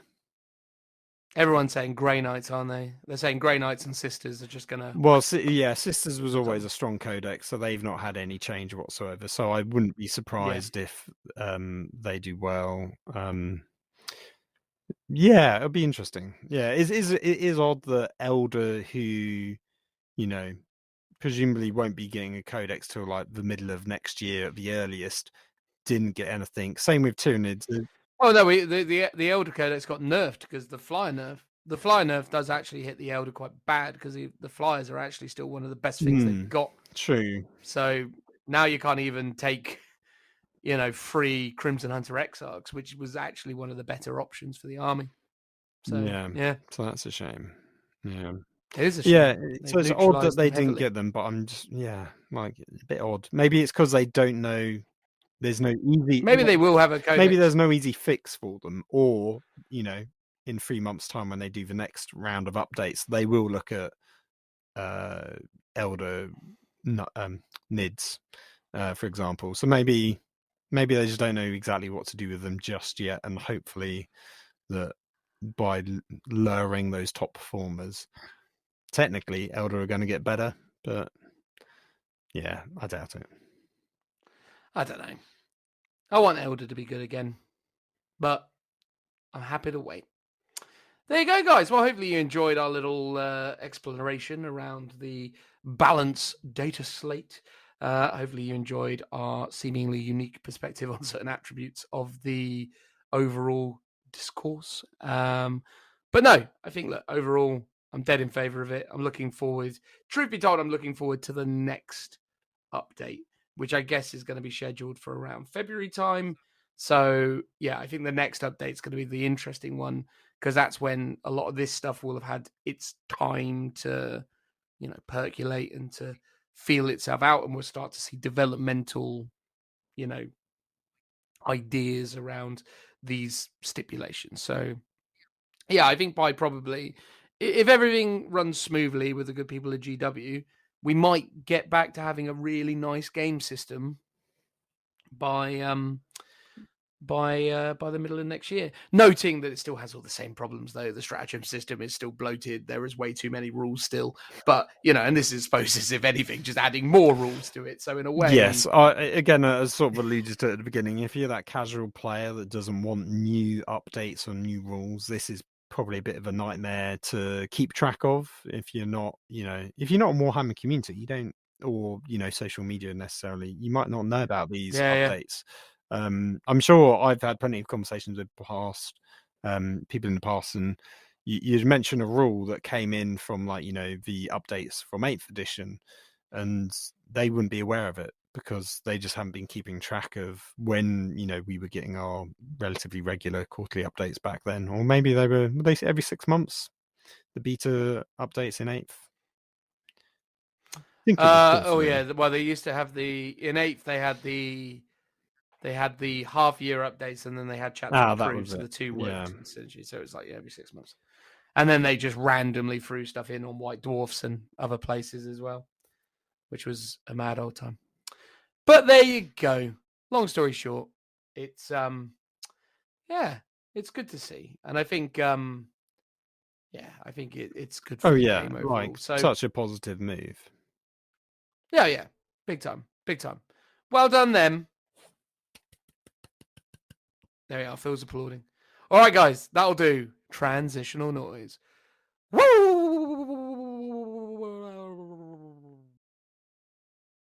All right, then, guys. Extra bit. It might come before the segment, might come after the segment. Depends where I decide to put it. But me and Phil were just doing some last little roundups, and essentially we discovered one quite important point about fortifications that we probably should have said or thought about before recording the whole segment, but we are where we are. Basically, you can't place a fortification within 3 inches of any other terrain feature, which basically makes most of the weird outlining opportunities to move block and do janky stuff with them impossible, which essentially means pretty useless. Well, maybe not, but could broadly be considered useless. What do you reckon? Yeah, it just makes it even more difficult to place them on the table, basically. Yeah. And you can't put them in strategic reserves. I'm very disappointed. I really wanted outflanking bastions. Yeah, wouldn't that have been a thing? I would have modeled little legs on them and everything. Like Howard's Moving Castle. Wasn't that a Simpsons thing where Dr. Freen had come up with the security system of the running house? I mean, if Adeptus Mechanicus don't have moving castles, like moving bastions with little gribbly legs on, I mean, it makes perfect sense. It's absolutely essential. Anyway, there you go. Our bad. We should have mentioned it before, but we mentioned it now, and better late than never. I suppose this implies I'm going to put it at the end of that segment. That's what I'm going to have done. Or maybe I would have put it at the start. Time is an enigma. Do I do a transitional noise? Maybe I'll just introduce the segment. There we go. I'm going to do it before the segment. Now I'm introducing it. Take it away. Probably Dan. Welcome back, everybody. In this part of the podcast, myself and Phil are going to explore some rules from one of those little books with a binder, as well as the terrain rules within Warzone Octarius. I'm looking at it now. Rising Tide. Yeah. There we go. Remembering the name. So, Phil, it's not often that anybody, anywhere, ever, really, almost never talks about the rules found within the little binders.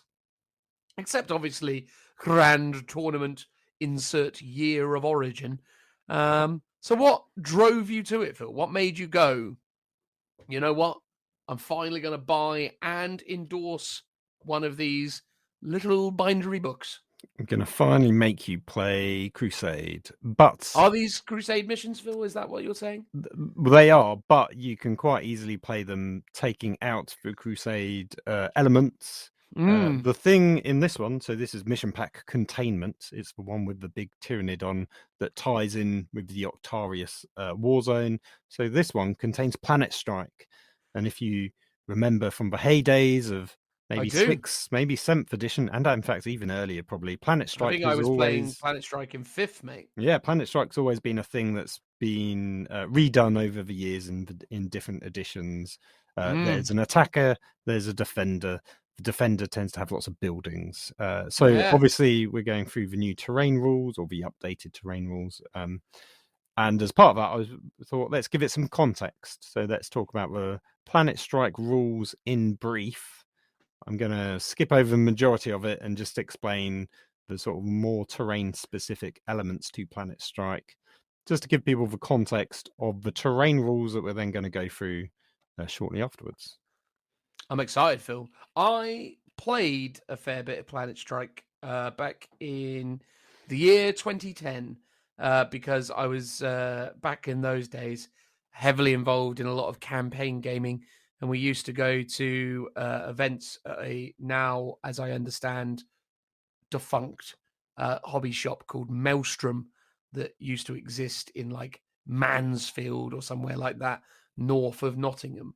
And we would go there to play campaign weekends themed on Forge World books. So we did the Badab War. And a big part of that was us playing Planet Strike missions. So me and some buddies in advance of that actually got on a real Planet Strike kick back in the day.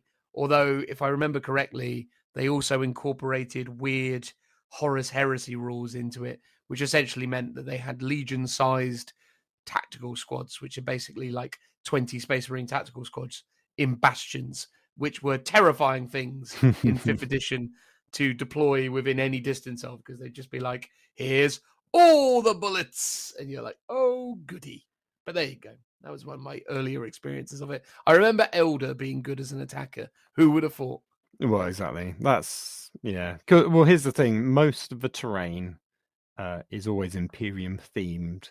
And for a long time, that was always the case. Now they're starting to get a bit better. So Elder's got the Webway portal. Gene Stealer Cult have a drill. And there's a few others here and there. But it's Chaos have a gate. Yes, they've got a gate. They got their little gatey thing. Tau have got walls that float. Yeah, they've got them. Yeah, I'm surprised you haven't seen them more about. Yeah, they were quite decent for a while. They actually had a full like Tau trench network, didn't they? Yes, that is the floaty. Yeah, the floaty walls is with floaty gun bits and all sorts. Yeah, and I think when it first came out, the rules for it were actually pretty good. Obviously, this is I think 7th edition when they came out. I think so. Yeah, I think so. And that was like the glory days where they seem to be just churning out new buildings on a pretty regular basis.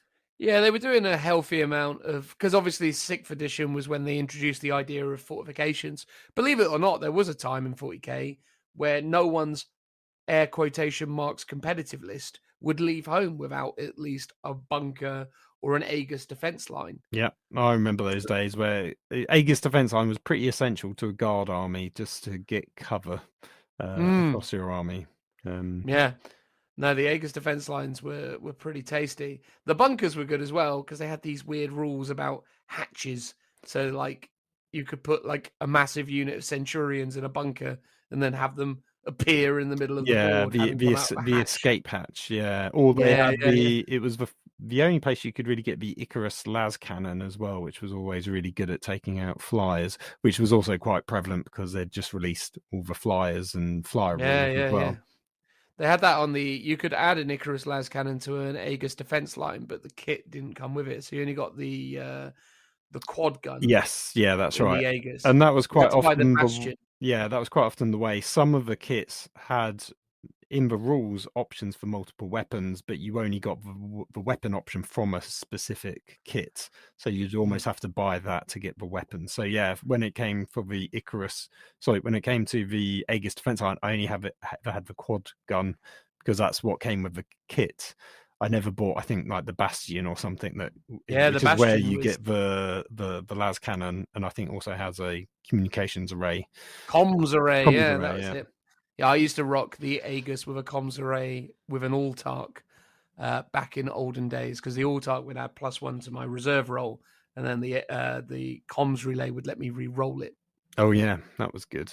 Which, Yeah. because I was running planes in 7th edition, so I needed my Autark on a comms relay, because I needed to guarantee getting those planes in. Because back in that edition, they only came in from turn 2, and if or maybe it was the Autark let me roll for it turn 1. I can't remember now. I think they let me roll for it turn 1 and then added +1 to the roll in future turns. But regardless of what the rules actually were, you needed that combo, because I used to take like 600-700 points worth of flyers even in that edition. And yeah, the fact that you couldn't guarantee them turning up turn 2 was pretty hilarious. Well, I think you'll be pleasantly surprised with a trip down memory lane with some of those rules. Oh, really? Yeah. I'm excited, mate. Yeah. I'm excited. This is the thing. I like the fortification concept. There was a lot of potential in fortifications in the older editions, and it's definitely been that fortifications have had some function in the early days of 8th.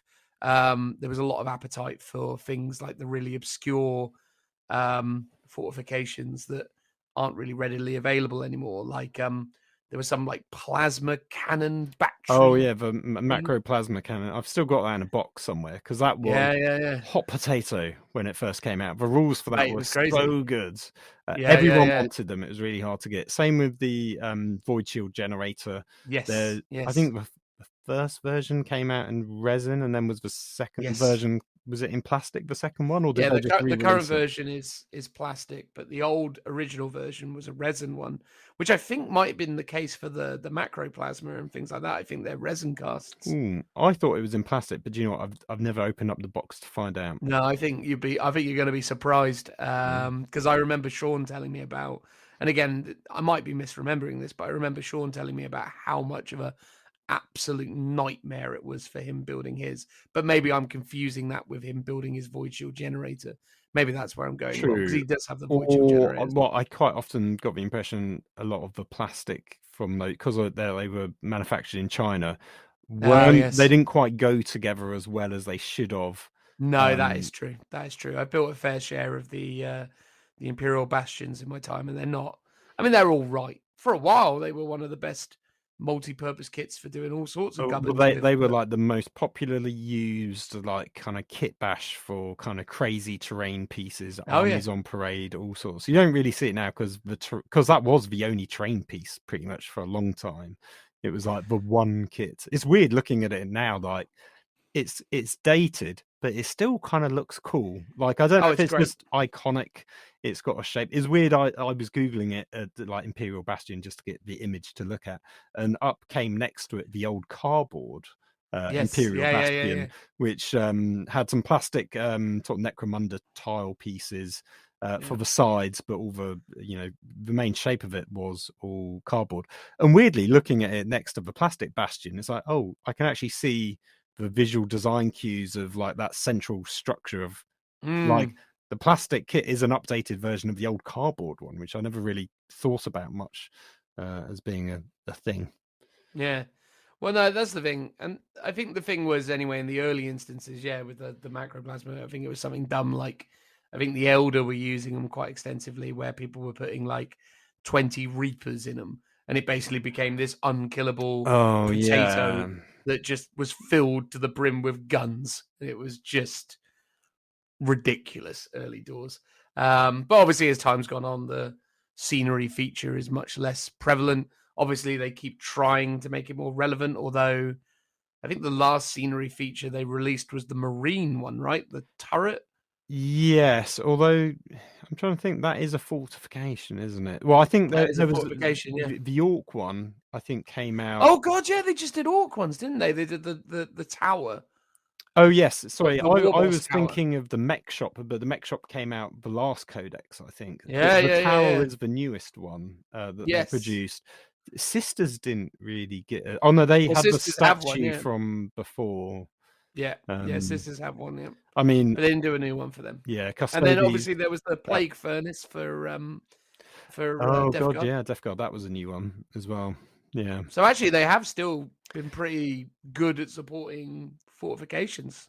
Yeah, more faction specific. So obviously Yeah, the yeah, stuff yeah. we're going to be talking about, while Imperium in design are classed as unaligned, so can be Mm. used by anyone. Yeah, it's interesting because at one point all of those buildings, like the Sky Shield landing pad, the Fortress of Redemption, like all of them were unavailable for a good few years. I remember like speaking to some friends maybe like last year, going, because one of my mates wanted to buy one, and it's like they just weren't on sale anymore. They kind of slowly just discontinued them and stopped selling them. And obviously Yeah. they've sort of bought some back, but they haven't bought them all back. No. But yeah, No, it's interesting that some are back and some aren't. It's like,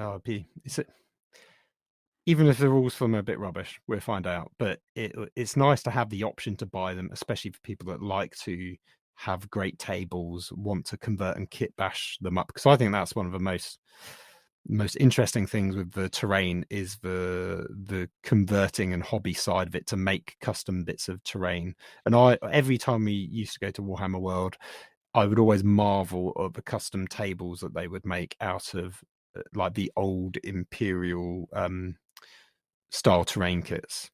It's not Sector Imperialis, the previous version. Cities of Death. Yeah, Cities of Death stuff. Like, it would always amaze me what they do with that stuff and how they kit bash all the stuff together. I remember someone doing like a miniature, like almost like a helipad out of the Sky Shield landing pad and sort of bolting it onto the side of a building. So there was only like 3/4 of it attached to the side, and there was always some stuff, and it was always inspiring, and I'd always take photos of it going, one day I'm going to buy this stuff. Yeah, I was just looking through. I forgot the Necron's got a scenery piece as well. Oh yeah, that I've never seen in use, even though I thought the rules for it seemed pretty all right, but maybe it just aren't well pointed. Well, maybe they'll get a points reduction soon, and maybe they'll unlock some new exciting Necron combos now that the amount of things with a core keyword is increased. Maybe there is some legit viability to it. Who knows? I think I might investigate that. That's true. Yeah. But not now, because now Phil is going to give us his overview and insights on Planet Strike. Yeah. So tell us what that is all about, Phil. So Planet Strike basically is one person attacking the other, ideally coming down from the sky. You are coming down from space, whether that's in your orc, or is it like kind of like meteors, comets, hulks just crashing into the planet, or whether you're Space Marines landing in ships or teleporting down. The idea is one person is holding a defensive position, which historically and sort of lore wise you would expect it to be an Imperial Guard army or an Imperium army of some sort, being beset by Chaos or Xenos. That is thematically how it's most easiest to run, based on the prevalence of terrain. I would argue that Marines are a pretty good archetype for being aggro and of course, out of the sky as well. Yeah, I mean, in theory, even guard armies can be the attackers. Obviously, Krieg is famous in the Siege of Vrax, taking on the traitors who are the defenders, and Krieg are the people doing the sieging element. So I think there's lots of, you can put together any combination and make a thematic justification for that army. I think most people are just limited by the terrain types. Like, it's hard to have an Elder City, for example, on a planet. No, that is true. I mean, theoretically, though, I suppose, and again, we're probably getting ahead of ourselves, or certainly I am. The flexibility is there that you can obviously take these data sheets and interpret them into some form of. Oh yeah, like the Bastion is like an unaligned keyword. It doesn't have to look Imperial. You could make your own and turn it into an Orc fortress, for example. In fact, I think that'd be encouraged. That would look awesome. I think there is photography of a Orc fortress made all out of a Bastion. I think that exists. Why do I think it's on the back of this? No, it's not on the back of this. There is some, I think at one point they did Chaos versions of the Bastion, which was just like an upgrade sprue or some spikes on it. Yeah, they just put spikes on it, and it's like, here you go. Here's how it's standard chaosified, which is how you chaosify anything. Really, there must be some there must be someone out there who, and again, varying opinions on 3D printing, but there must be someone out there who's done a range of 3D printed variants for different factions, Oh, right? yeah, you would have thought so. I'm sure there's You like would think Tau so. players with Tau buildings out there. Yeah. and No, I stuff like think that. so, right? I mean, it'd have to be. Have to be. Well, yeah. Anyway, sorry, Phil. Okay. Carry on. So Planet Strike, you've got an attacker and a defender. Each one gets its own set of unique and special rules. I'll go through some of them, but not all of them. So, for example, an attacker gets special CP bonuses for certain detachments. So, if you're the attacker and you take an Outrider or Vanguard detachment, the command benefit for those detachments suddenly become +3 CP if your Warlord is in one of those detachments, which is nice thematic. They're theming the sort of fast attack, Outrider, flanking detachments to give you benefits for taking them and not just going, I'm going to take a battalion or a brigade or whatever.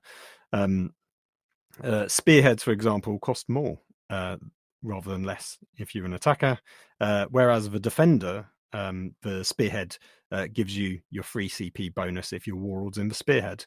But Outriders detachments cost more CP for the defender. So you can instantly see they're trying to theme you into list building in certain ways. But how you get fortification. So if you're the defender, the first fortification network detachment that you take costs you 0 CP. And it basically says, and you can take a number of other detachments like in addition, and the number of actual fortifications that you can take. So if you are doing Strike Force, which is a standard 2,000 point game, you get to take 40 power level of buildings for free. Amazing. That is quite a lot, I'd imagine. Well, what's the average power level of a bastion? Now that we're on this topic, let's have a quick look and see. Oh, it's going to take me a while. Should have had it opened on the page already. Would have been valuable information for this whole point. No, that's a demon host. That's not going to get it done. I've probably. Oh, here we go. Fortifications. So a bastion's 10. So you can have 4 bastions. Not bad. Does the rule of 3 apply to this? It's technically not match play, so I'd assume not. Oh yeah, But so you're probably you could make it match play if you want it to, and you can also take additional detachment. You can take additional fortifications as part of your main army. But what this is saying is you get these extra ones for free in addition to any you might take as part of your army. Other rules that you get, so the reserve role is back, which is what we were just talking about. So if you're the attacker, units with fast attack, dedicated transport, or the fly battlefield role can come on from battle round 1 on a 3+. All other units on a 4+. Turn 2, it's a 2+ for those units. All other units are 3+. Then for the fast attack dedicated from round 3, it's automatic onwards. All other units are 2+, and then from turn 4 onwards, it's automatic. And then the defender can also have units in reserve as well that can arrive from reserve. So from battle round 1, you can't do it at all. From battle round 2, it's a 3+ for the fast attack, dedicated transports, or fly battle roll. All the others are on 4+. And then from turn 3, it's 2+, and then 3+ for all others. And then it's automatic from turn 4 onwards, which is quite interesting. Also, when everything comes on, if it's infantry, beasts, and swarms, or it can fly, it can come on anywhere on the board within 9 inches from the enemy. Otherwise, it's got to come in from battle field edge, which is quite cool. So you can sort of pop up a lot closer than you otherwise would, which just saves you having to foot slog units all the way along, which is pretty handy. And then the main balancing mechanic of the defender gets all the buildings. How do you counteract that? So the attacker gets an ability called Firestorms. So you get to place before the battle begins, but I guess after you've set up and deployed, you get to place 6 objective markers. They're not objective markers, 6 tokens on the battlefield. They've got to be 9 inches from each other, and these are basically Firestorm attacks. And you do a number of attacks based on the power level of how many fortifications the defender has. So in the example you said, in a strike force sized match. They get 40 power level. So 40 power level is basically the top end of the attack table. So they get to do D3 plus 4 attacks. What you then do is all the tokens, all your 6 tokens are numbered 1 to 6. So you roll a D6 to work out which one is where the attack is happening. So, if you're doing 40 power level in terms of fortifications, you're doing a minimum of 5 up to 7 attacks. And you would just repeat this process. So every unit within 3 inches of the center of the firestorm marker suffers D3 plus 3 mortal wounds, and every other unit within 4 to 6 inches suffers D3 mortal wounds. So at the beginning of the game, you can do a massive amount of damage to your opponent. Obviously, you can't stack the position because they've all got to be 9 inches away from each other. But it's pretty handy. It's nice, interesting, and it's quite thematic as well. You're doing like your orbital strikes before the battle begins, or your artillery barrages, maybe. So it's a pretty clever way of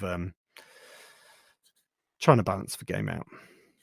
Also, as well as that, though, it really encourages the defending player to station all of his models within the terrain features that he will have purchased. So I think that is an interesting thing, because that then obviously has an impact on how the game is going to be played from there on in, because you have a degree of understanding of where these things are situated, and you understand what the relative kind of threat ranges and options are for those for those units. So, it would appear optimal at this moment in time that you probably at least want to have 1 bastion, maybe 2, given the fact that this devastating mortal wound situation is coming your way. So you are definitely going to be wanting to kind of hunker down early doors. So yeah, really interesting. Yeah, we should play this, Phil. Well, I'm glad. I'm glad you're keen. There's a few more rules that I go through. So I think there's one about how close the fortifications can be to each other. But there's a stipulation that the Aegis defense lines can actually be joined to buildings. So they override that rule to help form like these little defensive walls, which is really cool. Awesome. You've got planetary control. So an objective marker, if you control it, you still control it even if you're no longer on it. So you can move off an objective marker and still be in your control until your opponent comes and actually is on the objective. But also the defender at the beginning of the game, all objective markers are controlled by them.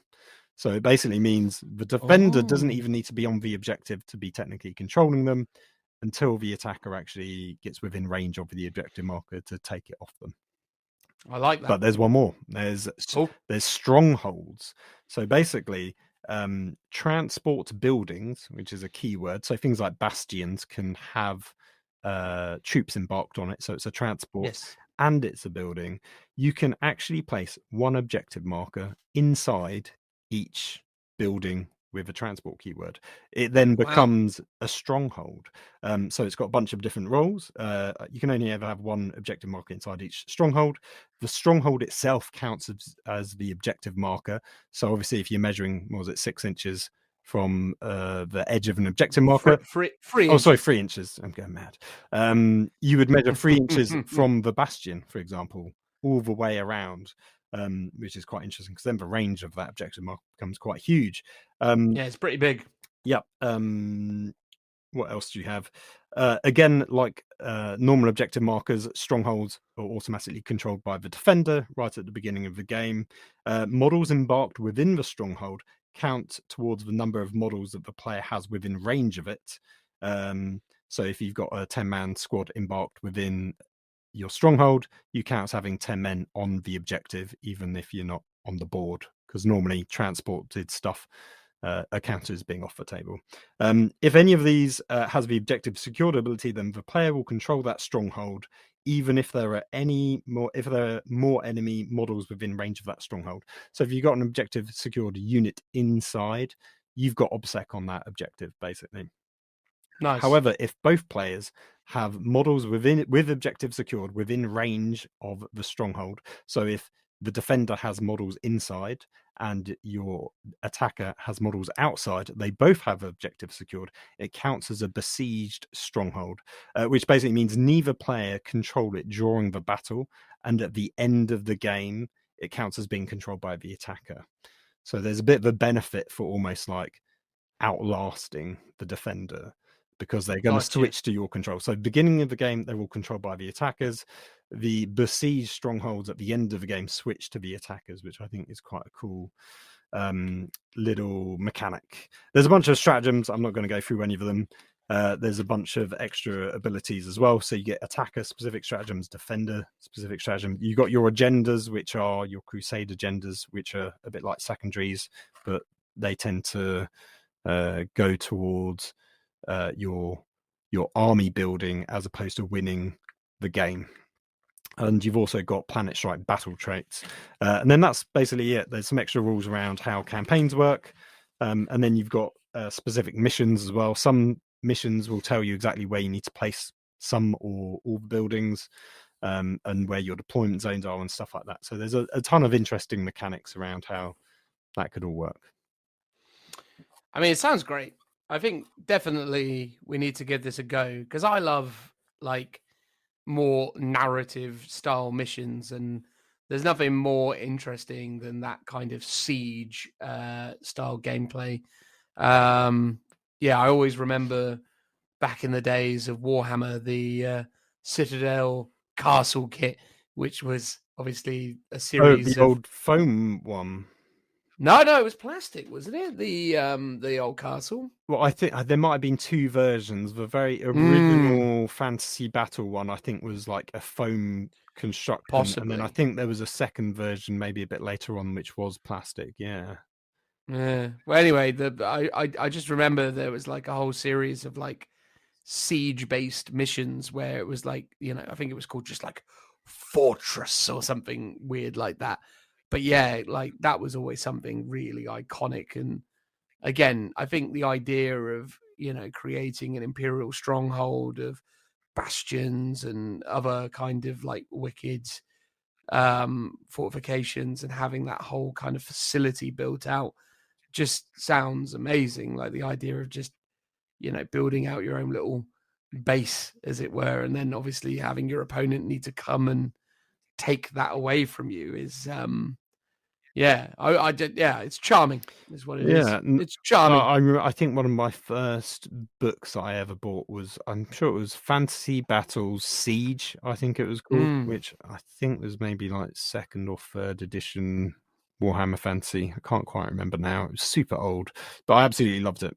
So I always like that kind of siege mechanic and building like siege towers and rams and all sorts of things.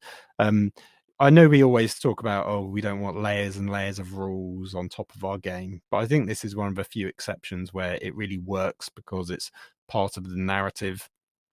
It gives you a completely different way of playing the game, but it's not a tournament game where everything's time sensitive. This is you having a game with your mates. If it takes 4 hours, like, so what? Like, I don't care. Like, that's great. Like, in my mind, I don't mind learning some extra rules for the purposes of having a really enjoyable kind of narrative themed game. So I think, even though we're sometimes critical of those extra layers of rules, I think in this example was obviously needed to be able to play these kind of games, and they're really fun style of games. So I'm quite cool with that, basically. Yeah, I mean, at the end of the day, it's a horses for courses statement, isn't it? At the end of the day, when it comes to the core gameplay experience, I think it is important that, we have a core rule set that isn't overly complicated or unnecessarily complicated. But in the case of wanting to express these interesting, gameplay ideas, such as obviously this stronghold assault ideas, then yeah, absolutely sprinkle on some extra rules. I think that's absolutely awesome in that context, because we're probably not in most instances going to be getting together every week to do this, and I think you do need some special mission scenarios, just to sort of enhance that overall proposition. So yeah, I'm with you on that. I totally get where you're coming from, but I think I think I'm in complete agreement with you. A few extra rules for the sake of thematic fun is no bad thing. For sure, yeah, because it's not like it's adding complexity to intrinsically how your army needs to function. in every game. It's special games. You're not going to do it every single game. It's like, a one-off game that you might play only once a year, or maybe you'll do it as part of a game in a wider campaign, for example. Yeah. Should we get on and look at the rules?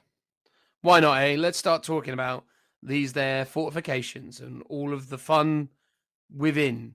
So, for those of you reading along at home, the fortification rules can be found on pages, starts at 64, ends at 69. Way! So there we go. Interestingly, Phil, if you turn the page over from 69 to 70, you'll see a really awesome photo of loads of NIDs charging into a bunch of Death Watch Marines and Guardsmen. But you'll see that they are displaying some of the old school, cannon style scenery. Yes, so that's the Walls of Martyr, which they still sell, but don't have rules for in here. I remember checking. Where do they sell them? On the Games Workshop website.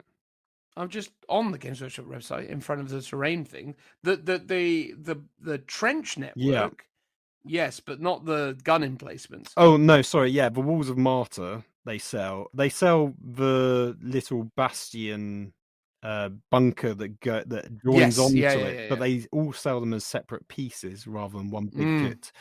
But yeah, in the background there's the Void Shield Generator you can still get.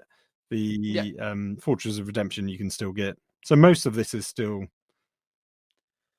stuff that has rules, but weirdly the Walls of Martyr don't have rules, which is odd. No, because I guess it's quite a big piece to sort of bring along because it's so dominating. Like the Aegis defense line, you could maybe count it as, but it's like that's a lot smaller and works a lot better.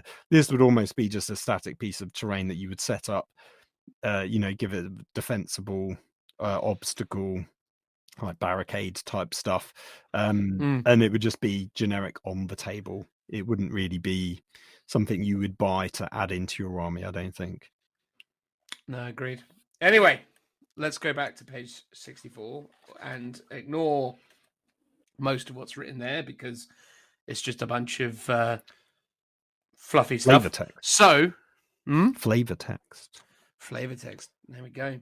Sky Shield landing pad out of the gate. Now, once upon a time, Sky Shield landing pads had a function because, as we had laboured towards the start of this section, it used to be that you couldn't bring a flyer onto the board turn one. However, if you took a Sky Shield landing pad, you could do so by having your flyer situated on the Sky Shield landing pad at the start of the game. So it had a real, meaningful in-game function out of the gate. However, that is no longer the case because you can just put a flyer on the board. So what, pray tell Phil, is a Sky Shield landing pad's gimmick? What does it do? Tell us about it. So it has a stat line of nothing. So it doesn't have any wounds. It doesn't have any saves. It is amusing that they have given it a stat line that is movement dash, weapon skill dash, ballistic skill dash. I guess so on and so on. It's for like consistency of this is how the data sheets are like templated. But you're right. It basically it's immune to everything. But it's got a bunch of rules. So it's a terrain feature with light cover, heavy cover, scalable and exposed positions. It's got the landing pad configuration. So if you haven't seen the model, it's got these little side pieces which can furl up to form a wall, which is basically in its shielded configuration, or it can unfurl and it can be down, which I think was when you could have your flyer kind of come in and out. So it's got the landing pad configuration rule. When this model is set up, select either shielded or unfurled configuration to be in effect. While there is any Sky Shield landing pad on the battlefield, infantry in your units in your army can attempt the following action, which is change configuration. So at the end of your movement phase, one infantry unit in your army that is within 3 inches of a Sky Shield landing pad can perform this action provided no enemy units are also within 3 inches of a terrain feature. Bearing in mind this is a very big terrain feature, so it's quite easy to be within 3 inches of it. The action is completed at the end of your turn. Once you've done that, the configuration is changed. So you've got the shielded option, which is when the walls are up. This configuration is an effect. The terrain feature loses the exposed position terrain trait, and all models on top of the terrain feature receive a 6+ invulnerable save against ranged attacks. The invulnerable save doesn't work if the firing model is also on top, which makes sense. The unfurled option, while this configuration is in effect, aircraft units from your army can perform the following action, even though aircraft cannot normally perform actions as described in the Warhammer 40k rulebook. So you can do the repair and rearm action. At the end of your shooting phase, one aircraft from your army, excluding those with the airborne ability that is on top of a friendly Sky Shield landing pad, with the unfurled configuration in effect, can start to perform this action. The action is completed at the end of your next movement phase, which is quite a big takeaway, provided that the aircraft is still on top of the same Sky Shield landing pad. Once completed, the model, it's repaired and regains 3 lost wounds. A model can only be repaired once per turn. It is also rearmed. You can use any one-use only weapons and abilities it has on the data sheet that has already been used during this battle one additional time. In addition, the next time this model is selected to shoot until the end of a phase, each time it makes a range attack, add 1 to the hit roll. Each aircraft model can only perform this action once during a battle. So here's the interesting thing. You basically have to have a flyer that can hover, because otherwise it's impossible to get back to the same spot that you started on. While you're hovering, you've got to perform an action that lasts a whole turn.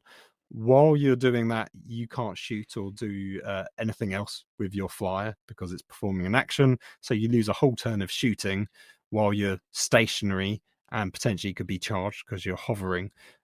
And for all of that, you regain 3 lost wounds, and you can use once-use only weapons, which there aren't many of on flyers.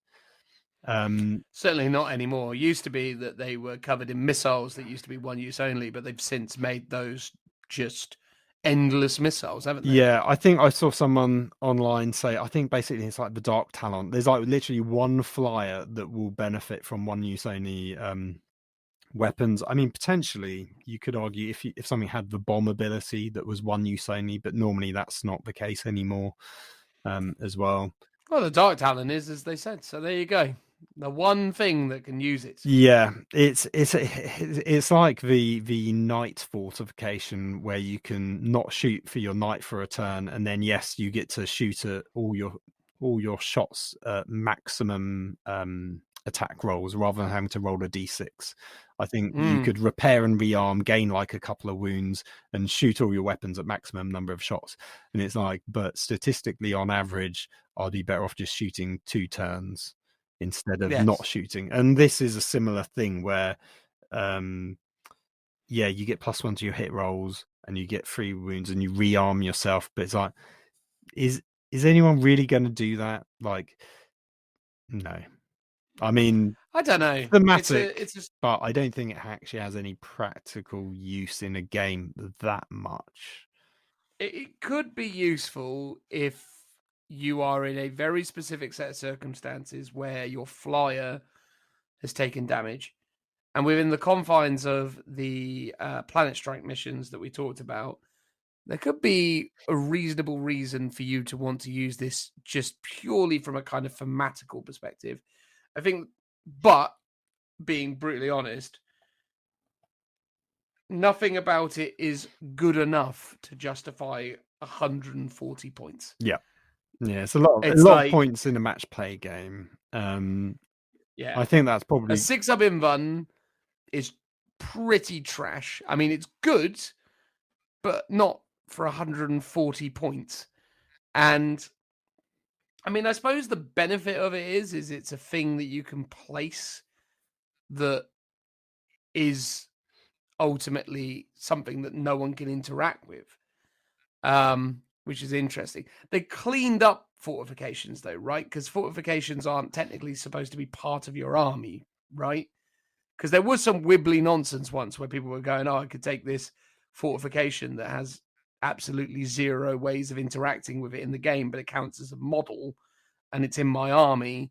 therefore it can hold an objective or something. Yeah, I think because it's now got the terrain keyword on it, I presume that means it can't. So yeah, it's I assume part of that's your how they army, fixed but it can't. Secure objectives and stuff, because that would be mad. Because you can't kill it, right? So it makes sense in that respect. I mean, you could say, yeah, I'm going to have my flyer on it at the beginning of the game, give it its 6 up in Vun, and then it can fly off and do stuff for a few turns. And maybe towards the end of the game, if I really need to, I can have it hang out on there, do an action to, regain some wounds.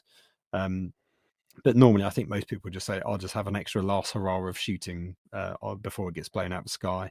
I mean, thematically, it worked. Like some of my favorite missions is like the concept of the rescue. It's like you've got a flyer that's going to come on towards the end of the game, swoop up some commander or an officer or an inquisitor, and then like it's got to fly off, and you've got to defend against this horde of bugs or something coming at you. I think those missions are brilliant. So you could potentially integrate this into that kind of themed mission where your flyers are on for a few turns. If they do get damaged, they can be doing this repair action, and then at the same time, maybe your officer's boarding it as well before it flies off, and your opponent's got one last chance of downing it before you win the game, sort of thing. I mean, I love that as a concept. I think, if you built a whole mission around getting some kind of plane in that a character needs to enter. So if you positioned it as such as this thing has the movement and it comes in on turn 4 and lands, and then you have to have defended the Sky Shield landing pad to the point that it can land on it. Because obviously if the Sky Shield landing pad is overrun, then the guy can't land, and then basically the vehicle gets destroyed because it's basically got a fixed trajectory, or it just flies off the board. And then you could literally just do like that whole mission thing. And maybe you could have like a flyby sequence within, like, say, turn 2 or something, like where it comes on and does a bombing run and then flies off or something. Yeah.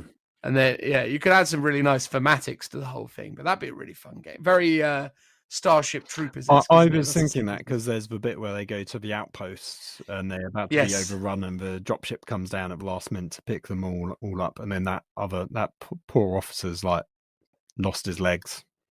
Yes, yeah. Well, no, he was found cowering in a cupboard, right? There was a guy who had his brain sucked out. No, but the main guy, who's like the shouty officer, he gets eaten, doesn't he? And because a bug comes up from under the ground, and he gets... Although not in that sequence. In that sequence, it's Rico's newly found girlfriend,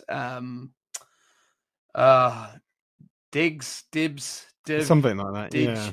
Something like that. I've forgotten now. But anyway, so because as she's running to get onto the aircraft, she gets spanked. It was a whole thing. Anyway, look, Sky Shield landing pad, it's a bit trash. I think you can come up with some fun thematic ideas for it. And if you are doing this in a Planet Strike game, why not throw one in for 7 power level? But honestly, you'd only ever be doing it for thematic reasons. Its in-game applications are miserable. So there you go. For 140 points, I can't see anyone in their right mind putting one of these in their army. No. I would say that's about 100 points more than that should cost. Yeah. I mean, the next one's the Aegis defense line, which is the quintessential guard terrain piece. We all have them. We all ran them in 6th and 7th edition. They were essential. I think they were like, I don't know, like 60 points, 80 points, something like that. 50, I think, something like that. Yeah. Although once you added the weapon, I think it went up to like 80. Yes, that's true. Yeah. But so the Aegis defense line, I suppose you did the last one, I'll do this one. So basically, an Aegis defense line is a series of interlinked wall sections with a gun emplacement. You have 4 large wall sections and 4 smaller wall sections.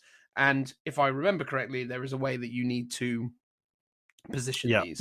But before we get into that, let's go through the stat lines. So the 4 large shield sections and the 4 small shield sections, much like the Sky Shield landing pad before them, are profile dash, just dashes all over the place.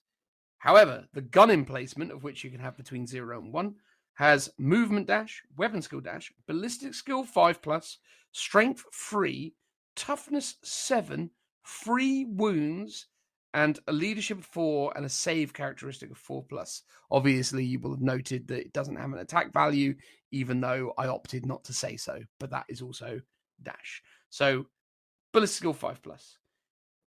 If this unit contains a gun emplacement model, it has a power rating of 6. So there you go. So that could either be the Icarus las cannon, which is range 96, pretty big. Heavy 1, strength 9, -3, strength D6 damage. And each time an attack is made with this weapon against an aircraft unit, add 1 to the attack's hit roll. And then you've got the quad gun, which is heavy 8, range 48, strength 7, -1, 1 damage, which is a bit disappointing. I would have loved it if the quad gun was damaged too, but we digress. Each time an attack is made with this weapon against an aircraft unit, add 1 to their attack hit rolls. There you go. So setup.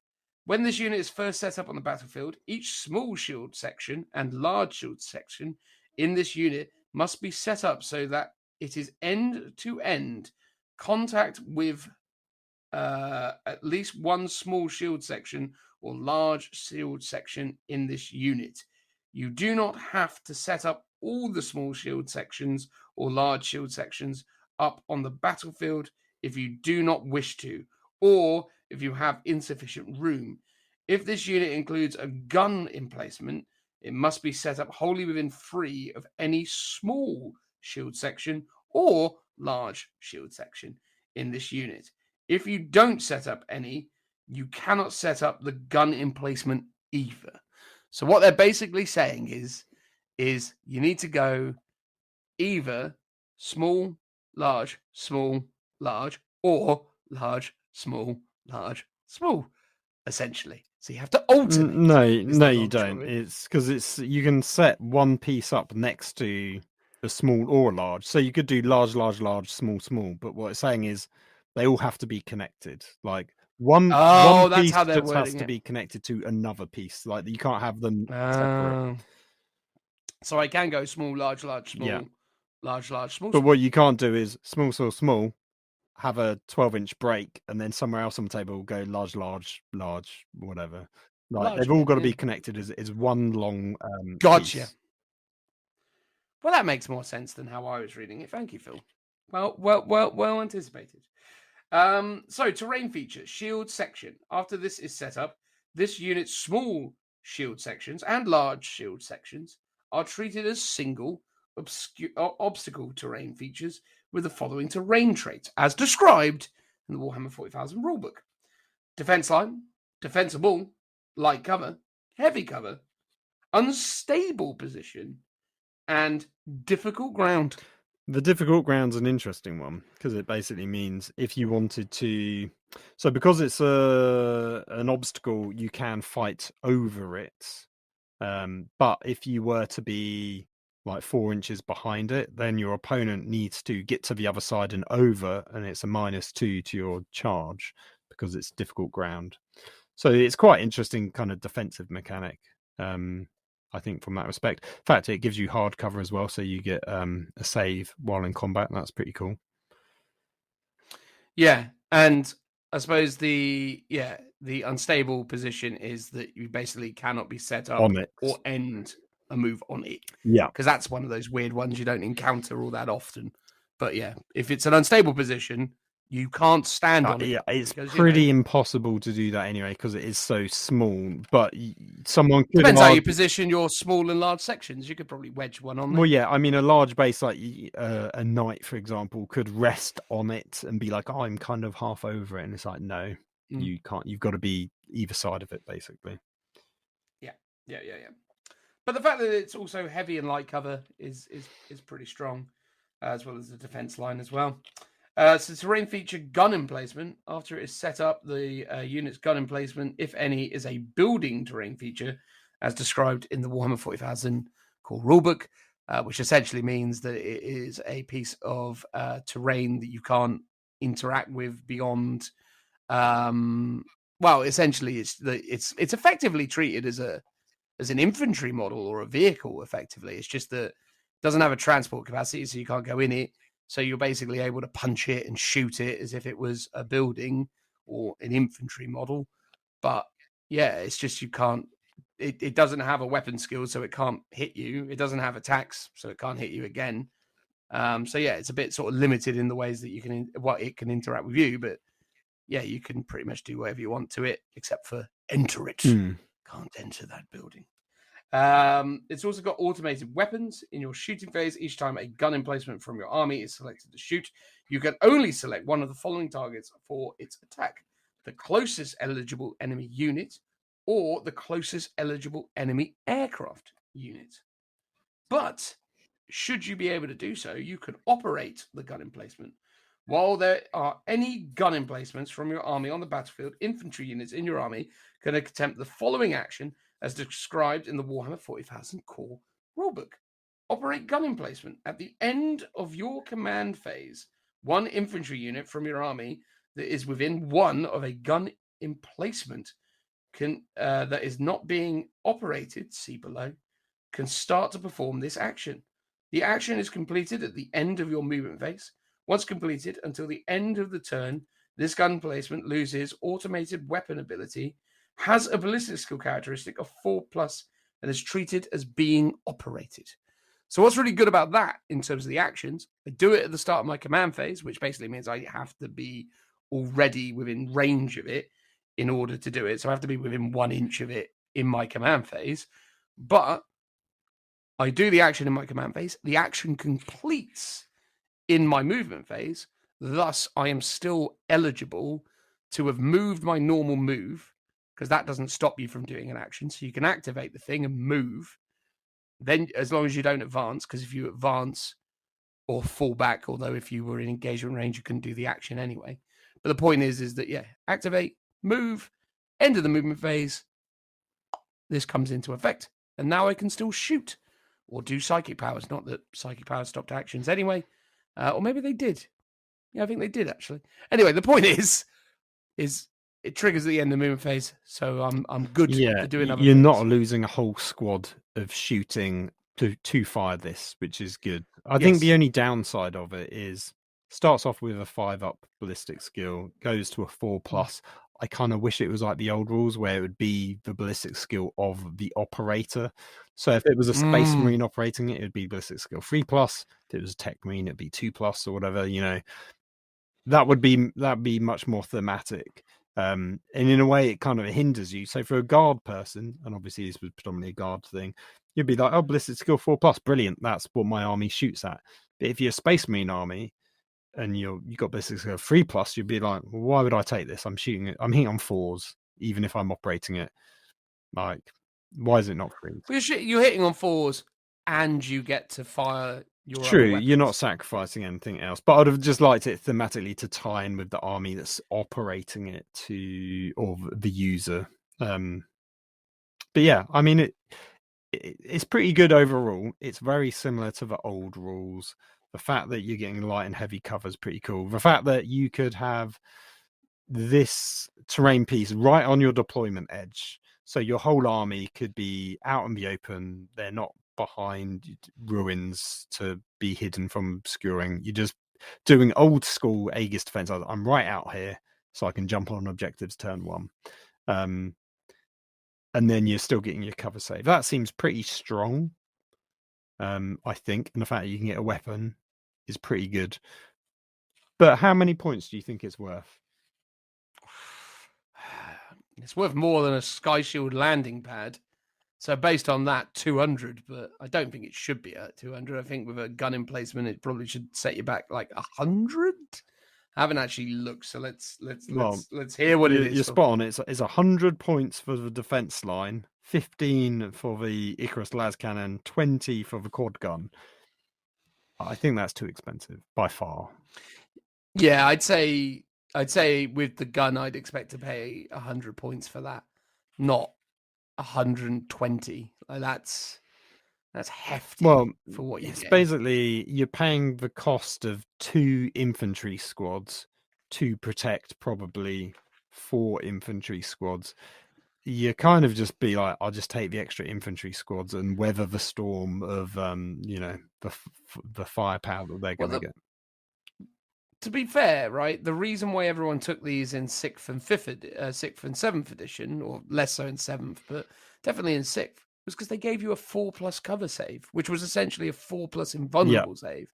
And if you went to ground, which was a rule basically where if you were declared as a target of a shooting attack, you could choose to give yourself a cover save by going to ground, which if you were in the open was a 6+ cover save, so a 6+ invuln against shots. But if you were behind an Aegis defense line, you got a 2+ cover save. Yeah. Which again, it was that thing where it's like there were so many reasonable reasons why you had to forego your shoot. Well, you could shoot, but you could only snap shoot in your following turn, which is hitting on 6s. So it's like Overwatch. And you could only move 3 because you were crawling on the ground, basically. Yeah, but that would be fine for like a turn or two while your big guns are doing other stuff, and then eventually you'd come out, or it would just protect you for the first turn or two of I used to love it with my pink horror unit because the pink horror Zench demon ability was you could re-roll 1s on your saves. So you just go, but you'd get the Aegis and go to ground behind it and just be like, yay! And the thing is that you didn't have to worry about snapshots for your psychic tests, which was pretty hilarious. So their mind bullets were all coming at you still, even though they were going to ground behind an Aegis. Oh, them were the days. Anyway, yeah, so yeah, I don't know. I think I'd probably take some of these in the 40 power level that I'm being afforded. It's only 5 power level, so it's, well worth it in that respect. Yeah. But I definitely wouldn't be falling over myself to put this in my armies anytime soon. But maybe that'll all change, Phil, when you tell me about the Fortress of Redemption. Oh, it's a pretty model. It's a big boy as well. Old as well, though, man. It's been around for time. I think this thing came out in I want to say 2005 or something. Yeah, I was going to say it's at least probably 12 years old. Maybe you're right. Maybe it's more like 15 or something. Anyway, it's 24 power. It does have a stat line. It's got no movement or weapon skill, but it's got ballistic skill of 4+, which degrades to 5 and then 6. It's got strength 6, toughness 8, 30 wounds. Obviously, it goes down between the 9 and 15 bracket or the 1 and 8 bracket. A leadership of 7 and a 3+ save. It's equipped with Redemption las cannons and Redemption missile silo. It can also be equipped with up to 4 heavy bolters. You all know what heavy bolter is, so I'm not going to read out that stat line. But the Redemption las cannons, 96-inch range, heavy 2, strength 9, -3, D3 +3, which is pretty good. You also get +1 to hit against aircraft, so that's pretty good. The Redemption missile silo. Before selecting, you may make one of the following profiles. Units wholly within 12 inches of the firing model are not eligible targets for this weapon, which is very much like the old kind of ordnance weapons, if I remember. Some weapons used to have a minimum range that so you could only shoot, for example, 12 inches and over. You couldn't shoot under it, which is very similar to what this is. You've got frag-style missiles, 96 inches, heavy 2d6, strength 4, -1. 0 damage, apparently. I presume that's a typo. I presume it's meant to be 1 damage, but the fact it says 0 damage and it has the blast weapon. Oh, wow, that is a terrible typo. Have they errated or FAQ'd this? No, they haven't. I think this book will probably come out in a couple of weeks' time. They're always a bit of a delay. But yeah, obviously it's Fragstorm. Everyone knows that they're 1 damage, but yeah. Well, these ones ain't. No, 0. They're just tickling your face. I would love to play someone who's brought this along and then go, I'm going to use these frag missiles. You go, 0 damage. Yeah. It's like, what? Well, maybe you'll just take the Crackstorm missiles, which are 96-inch range, heavy D6, strength 8, -3, 3 damage, blast. That's a lot better. Yeah, I'll probably be using those, it's fair to say. free damage is infinitely better than 0. It's got 5 points. So in your shooting phase, up to 20 models embarked within this unit can be selected to shoot, measure distances and draw a line of sight from any point in the building. When doing so, embarked models can make attacks with ranged weapons, even while the building is within engagement range of enemy units, which is pretty cool. Just Very as if they strong. had the big guns never tire rule, like a vehicle, as described in Warhammer 40k building. So does that mean if you do it at -1 to hit, like it's not obvious there the way they've worded it, because it says Yeah, no, that's terribly they worded. can, if they just said they can just shoot while embarked and within engagement range, that'd be crystal clear. But the fact is they then said, like the big guns never tire rule for vehicles, it's like, well, big guns never tire. If they're heavy weapons, they're -1. So are these heavy weapons -1? Who knows? It's a bit ambiguous. Bearing in mind that this has transport capacity of 30, I'll read through those rules now because it's obviously pertinent to the 5 points. 5 points so that you have 20 models shoot, but you can have 30 infantry models. Each model with a wounds characteristic of 3 take up a space of 2 models. Each model with a wounds characteristic of 4 or more takes up the space of 3 models. It cannot transport non-character models with a wound characteristic of 5 or more, and no more than 2 units can be embarked within this building, which is quite interesting. It says when you designers note when you embark models, you may find it useful to place them on the battlements to remind you of which units are inside, which is always very thematic looking as well. So you can have 2 units, 30 infantry, 20 can shoot outside. That's not too bad. Interesting that they've obviously done the number of models by the wounds, because normally they would be like Terminators take up this much space, Ogryns take up this much space. Because this is race agnostic, they've obviously just got to do it roughly via wounds and stuff like that. It is incredibly frustrating, though, that they've essentially meant that any character that you put into these things is going to take up the space of 3. So basically, you may as well put like massive characters in there because they've not specified that a character counts as 2. Well, I mean, again, I it's think going to have a wound characteristic of 3 or more at least, so therefore it's going to easily take up the space of 2 models, or potentially 4, or the space of 3 models, and it can't have any more wounds than 5 or more. So unless it's a character, non-character. Oh right, yeah, non-character model. Right, yes, okay. So you could have a massive guy that's got 5. Let's say he's got 10 wounds. Not there is, well, there might be infantry characters. Not many. Let's say you do. He's still only going to take up the space of 3 models regardless, because you've hit that cap basically. Yeah. But then to use the example, right? Marnius Calgar has like 7 or 8 wounds, but he's treated as 2 models when transported by a repulsor. But when he's transported in this, he counts as 3. Yeah, But hey, it is what it is. So what it you is. also have automated weapons. So in your shooting phase, each time this model is selected to shoot, if no friendly units are embarked within it, its Redemptor missile silo cannot be fired. Its heavy bolters can only target the closest eligible enemy unit, and its Redemption las cannons can only select one of the following targets: the closest eligible unit or the closest eligible aircraft unit. So similar to the Aegis defense line rules. Interesting that the missiles can't be fired at all. You need someone inside the building to operate them.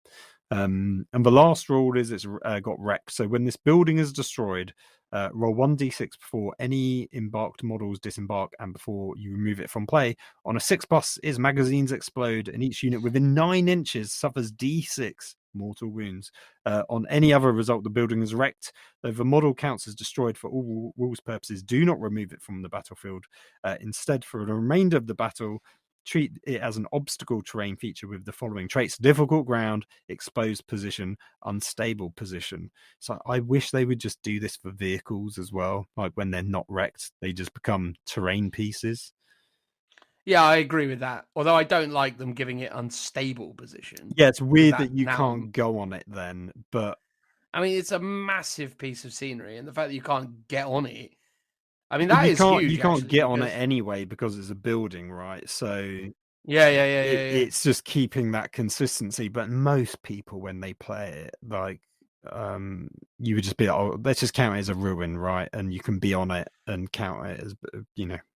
You could do some really janky stuff with this thing now, though, right? In terms of like denying space, because technically, which is my favorite kind of thing, you basically can't get over it because it's unstable. So I don't exactly know the height of the smallest section of this thing. But let's say, for example, the smallest section's 3 inches It's high. about 3 or 4 inches, yeah. So say it's 4 inches, right? That means you've got to move 8 to get up it, over, and then off the other side. Now, I'd assume that the distance between the battlements is probably still another 2 inches at least. More than that, for sure, I think. Fine, then call it 12. So you need a movement 12 to just basically get over it. Yeah. Which is crazy, because essentially it becomes this weird, impassable thing that can cause you a lot of aggro, especially when you know in a lot of tournaments now fixed terrain positions and fixed objective positions. So you could probably map it out. Well, I'd be really surprised in a tournament you'd be even able to fit it on the board because it's just so big. The Aegis defense line to me is the only one, maybe the Bastion as well, that has a lot of viability because of the Aegis defense line can kind of go anywhere because it can weave its way around terrain. This thing's massive. It's like probably like 24 inches like in length. It's pretty big. So I think you'd struggle to fit it on a board beyond the kind of Planet Strike stuff. But if you could fit it somewhere, it's got massive kind of area of denial for deep striking units, for example. I'm just looking up the dimensions of a Fortress of Redemption. So looking at it, yeah, it's pretty flipping chunky. Because it looks like it's about as far across as 4 bastions. Yeah, it's high enough that you can, because I played on it at one of my No Retreat games. It's high enough that you can hide at least guardsmen behind it, probably Space Marines as well, quite easily. Things like Dreadnoughts, probably not. That's probably too tall. But yeah, your standard infantry can hide just behind the standard sort of small battlements, not including like the bigger pieces. Yeah, it's a chunky boy. But I suppose if you're looking at the tournament pack from Games Workshop specifically, I reckon you could probably squeeze it on somewhere. You might be able to angle maybe it in. Not. I mean, let's see how many points it is. I reckon it's going to be at least 200. Oh, mate, it's more than 200. It's going to be 500, isn't it? That'd be quite a lot, but I wouldn't be too surprised. I mean, it's 30 toughness 8 wounds. 440 points, plus 15 points for the heavy. Well, 15 points, and it says heavy bolters. I assume that's for each heavy bolter. So you can get 4 heavy bolters on it. So that's a further 60 points. So that you're right. That's 500. 500 points. Jeez. But it's a heck of a roadblock. Yeah, and it's got the missile silo and the las cannons. Yeah, it's got some extra stuff. It's a heck of a roadblock. If you could get it onto a board and you could use it in a defensive way, which is feasible. Here's the thing. There's very few reasons in it. Let's talk about GT mission pack missions, right? There's very few ways where you really care about protecting the very back edge of your deployment zone, that your opponent needs to get over past this building onto whatever's behind, unless you're hiding a load of characters there, or you're hiding your to the last stuff. Let's say that might be a few niche cases. Like, there's no objective marker that this is gonna be in front of. I'm not so sure I agree with that, though, because I think there's a lot of terrain setups where there's often objective markers in your deployment zone.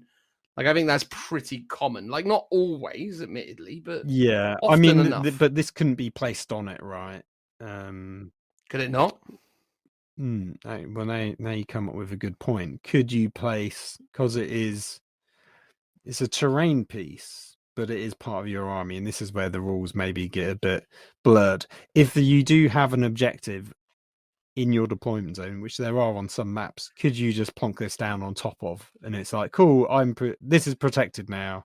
I've got my 30 wound Fortress of Redemption with like a small 5-man squad inside to operate the missiles and fire the guns and stuff. And then the rest of my army can just go forwards. Well, the thing that's really ridiculous about it as well, though, is the way that you draw line of sight from this thing, right? So the 20 dudes in it that can technically shoot from anywhere. Yeah, like the giant tower. Yeah, like the giant tower. So it's like, there is actually quite a lot of jank to this, because you could be shooting out the top, because as long as you can draw a line of sight from anywhere, and obviously in the spirit of its visual aesthetic, go dangles and just fill it up with hell blasters and just be like, or eradicators. Like, you know, could you imagine that? Just it filled to the brim with like devastator squads or whatever. Like, you could just literally go to town on it. And just rain down fire on people. I mean, I wouldn't put the heavy bolters on it ever, because I just fill it up with dudes with heavy bolters. That would be much easier. Yeah. You know? So building is a terrain category. It says buildings are considered to be units rather than terrain features. Models cannot move across buildings, and models use normal rules to determine if a model behind a building is visible. Enemy buildings can be attacked. So by that logic, it feels like it should be able to hold objectives. Yeah, totally. Yeah, so there you go. But obviously, if it blows up, it ceases being a building, right? It becomes a wreck. Yeah. So then that becomes a problem for both people. But again, Dark Angels, just to go back on the Dark Angels things, they've got their secondary where they can hold an objective, and if they hold it for 5 turns, that's 15 points. And you always So you can choose the one in your deployment zone, don't you? Yeah, always. So like this with that, you just whack this in front of it, and then because you're heavily limiting what can get around to you, and it's going to be a tough thing to get rid of. 30 wounds at toughness 8. You ain't going to do that. I mean, it's 24 power level. So I think for your Planet Strike games, this is like your perfect centerpiece. Like this is your excuse the pun of Dark Angel. This is your rock, basically. Yes, of which you'll build everything else around. Oh, totally. I feel like I need to buy a Fortress of Redemption, Phil. I think that's going to be fun. I mean, you've got Dark Angels now, so you should. I've had Dark Angels for a long while. I just happened to have gotten them painted recently. But yes, no, you are correct. Does Element Games have a Fortress of Redemption for sale? Quantity. Back order. Oh, lame. You're like, I can't be bothered to wait 2 weeks. Wow, seeing if I can get one for... Oh, they're all on back order. No matter where you go, back orders. Clearly, they're the new meta, Phil. Because they're all sold out. Or they don't have them in stock by default, maybe, I think is the case. No, that's probably more likely the case. Still, though, I like the... Of all of them so far, I at least see a reason to take a Fortress of Redemption. Okay, yeah. I at least can go, yeah, all right, maybe. Anyway, let's rattle through this next one, because I've just realized we've been recording for an hour and 15 minutes, Phil, and we only thought we were going to be doing this for like 20. Such is our way. Do people not know us? Well, I mean, clearly I don't know myself. The Bastion is next, the iconic building of buildings. Its movement and weapon skill are dash, but it's got ballistic skill 4, which degrades to 6 over time, with 5 being in the middle. It's got a strength of 6 for some reason, and a toughness of 8 and 18 wounds. It's got leadership 7 and a 3+ save. Bastion is equipped with 4 heavy bolters, which is pretty strong. So heavy bolters are heavy bolters. You don't need me to tell you what those are, but I'm going to anyway. Range 56, heavy 3, strength 5, -1, 2 damage.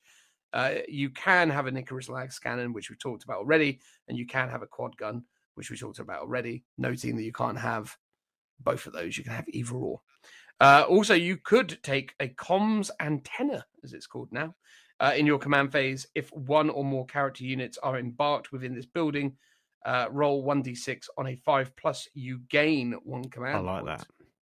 That's pretty cool. Phil was in favor of that. And then you've also got the roof hatch. Each time this model is selected to shoot, up to 15 embarked models can be selected to shoot using the fire points ability instead of 10. Pretty So good. there you go. So Noting you start off with the roof hatch by default, and you can swap it out Yes. for one of the 2 guns or the comms antenna, so you can't have them all basically. there you go. You may not take them all. This model, as Phil has already said, has a roof hatch and a bunch of heavy bolters. So 5 points. In your shooting phase, up to 10 models embarked within this model can be selected to shoot. Measure distance from or draw line of sight from any point of the building. It's basically what we said before. Can be shot out of while within engagement range. Like big guns never tire, but maybe not exactly like it. Who knows? Automated weapons, we've gone over that at great lengths already, and this is the exact same again. And much like was the same with the Fortress of Redemption, when it's dead, it has a chance of becoming wrecked. And essentially, if you roll a 6, everything within within 6 inches can suffer D6 mortal wounds. It becomes difficult ground, exposed positions, and an unstable position. So again, Phil, you can't go over this thing. So maybe the Bastion could be a more efficient way. Yeah, I mean, it was super tall anyway. So even if you could, it would take you forever. But it's not very wide, so it doesn't have as big a footprint on the battlefield. However, if you were to place this, say, between 2 ruins or something, or 2 forests, it's like, oh, well, either, for example, vehicles, it's like they've got to go a long way around. They can't go through those ruins, can't go through the Bastion. You could use it. I mean, even when it's not wrecked because it's a building, you could still do that. You could do some kind of janky positioning with this, and I feel like this is much more viable for that kind of more tournament gameplay if you were to do it, because this can be, because it's much smaller, can fit in to within the terrain a lot easier, I think. Yeah, no, totally. I mean, it could be a real pain in the ass. Should it be that at some point in the future, Imperial Knights become the meta, which could very well be happening, what with their new changes. Maybe this is the thing that gets them stuck, where you go, yes, good, but try and get through my buildings. No. Sometimes. Anyway, look, in terms of transport capacity, you can transport 15 infantry models, and the same rules apply as was stated before. A 2-wound model counts as 1 space, but if it's 3 wounds, it counts as 2, and 4 wounds, it counts as 3.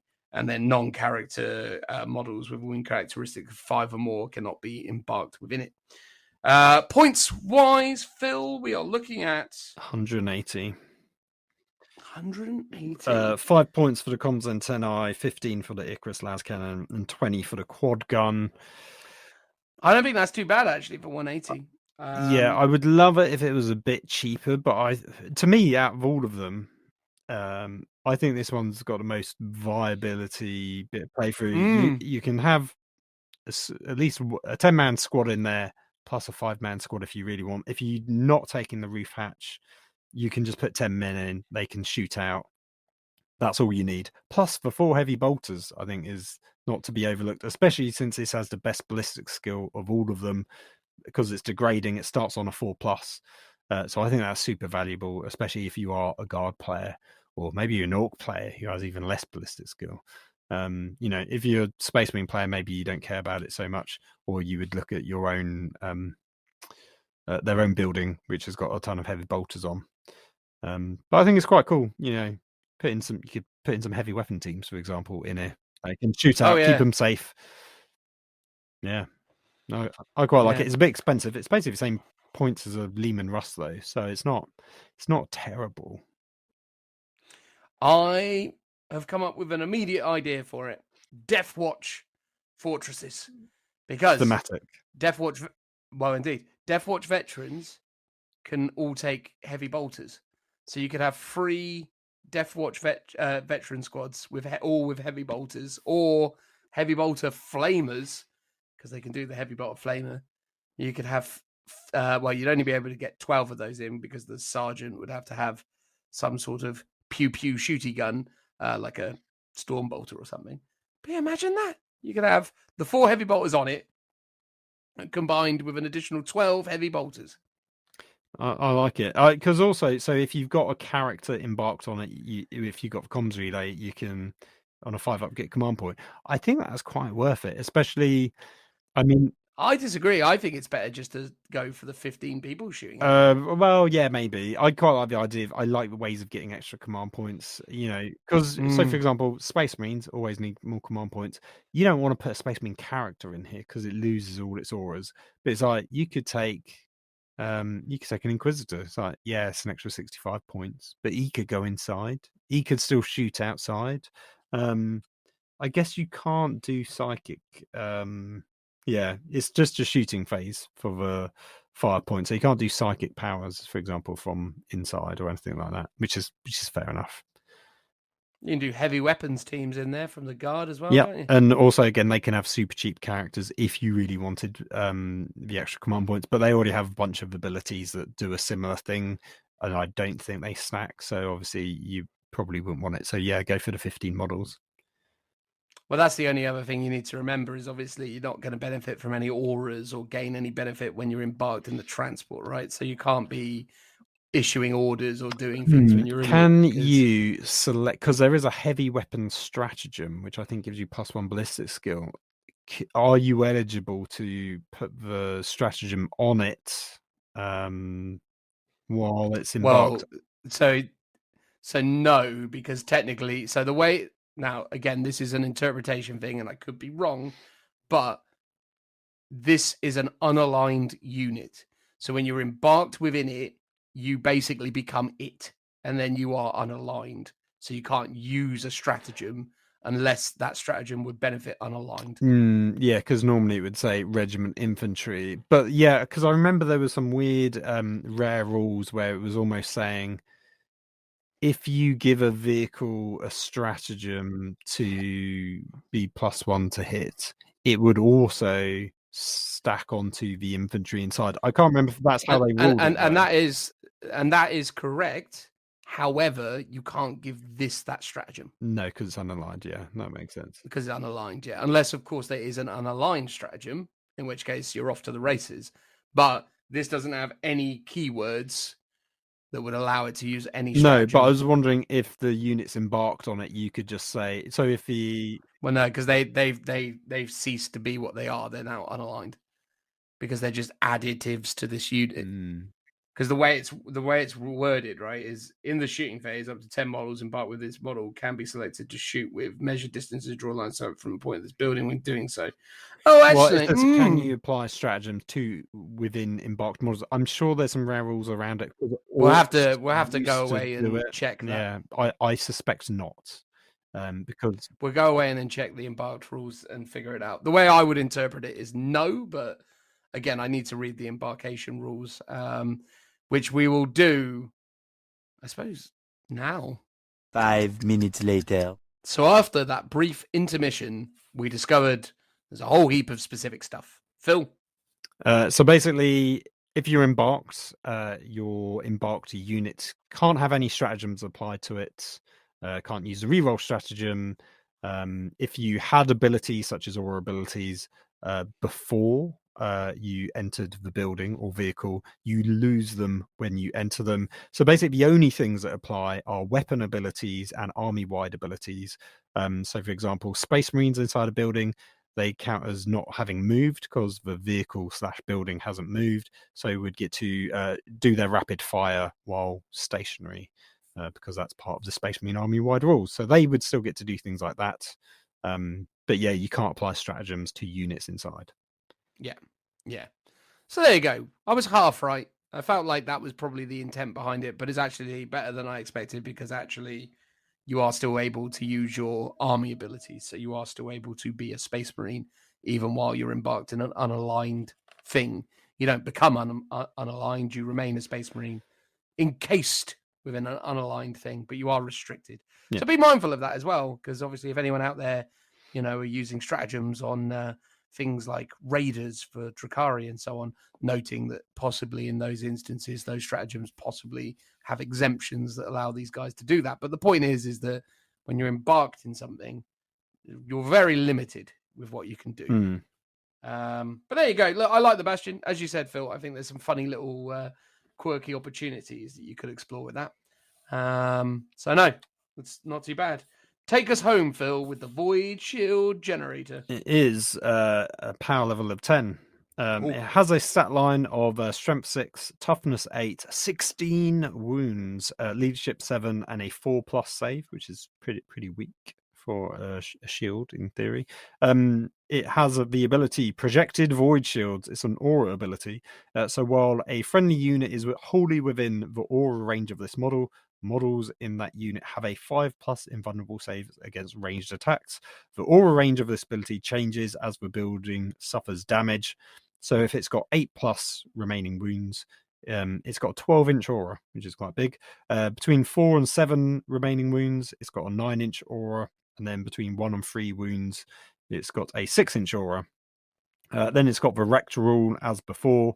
Before you're not that things can disembark, but basically you roll if it explodes within 6 inches, things suffer D3 mortal wounds. It then becomes difficult ground, exposed position, and unstable position.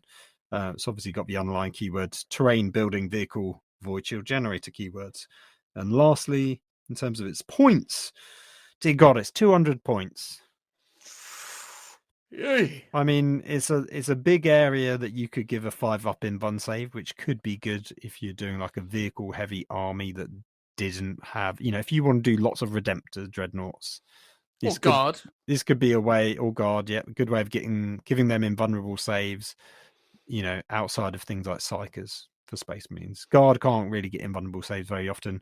I mean, it's big enough that you could probably give your Baneblade an invuln save. If it was buttered up right against it, it might just fit. At least while it's on 8 or more wounds. Yeah. I mean, it's quite difficult to take it down because it's only got 4+ save. Toughness 8, though. Yeah. I like it, though. I think it's all right. I think 200 points is hefty. But I think there is some jank that you could start exploring from a competitive side of things with the way that these buildings stick around is pretty funny. Like the idea that you can create these really irritating like barriers is quite a laugh to me. Yeah, I don't think any of them are as powerful or as good when they first released the rules back in 7th edition. I would almost say they're probably not even as good as when they re-released them in the index form in 8th edition, which is the last time I think the rules got updated, and this is what it's supplanting basically. So I don't think they're even better than those. It's one of those things where I think they've just clearly overpointed them deliberately so they're not being considered for match play. And it really is, there's points for match play, but really it's more, this becomes really versatile when you're getting stuff for free as part of Planet Strike. That's where this kind of comes into its own. And it's like the rules aren't broken, but when you're getting, potentially 4 bastions for free, brilliant. That's really cool. Yeah. I think obviously, within the confines of a Planet Strike game, awesome. But within most normal games, you're probably going to struggle to justify taking these because obviously in almost all other instances, even if you use these things to block things, people are going to be flying around you or they are going to be wandering through the walls of ruins to get to you. So it's highly unlikely that you're going to be able to use this stuff efficiently enough to block people out. But you might be able to. I think the defense line is the best. If you did want to try and leave block people, that's the best thing, because all you're doing is you're giving difficult ground all over the place. So if someone wanted to get into a deployment zone, -2 movement, -2 to charge. I genuinely think the Bastion is the best for it. I think you could justify taking 2 Bastions. And just positioning them in such a way as to really be a bother. Yeah, I think out of all of them, that's my favorite, just because it's quite a dated model, but it's quite iconic. It's got some heavy bolters on it, which is cool. You could theme it up quite easily by hanging some make some banners hanging down with your Gene Stealer cult symbol slapped on top of it, or your Death Watch icon, or what have you. I think you could go to town converting them up.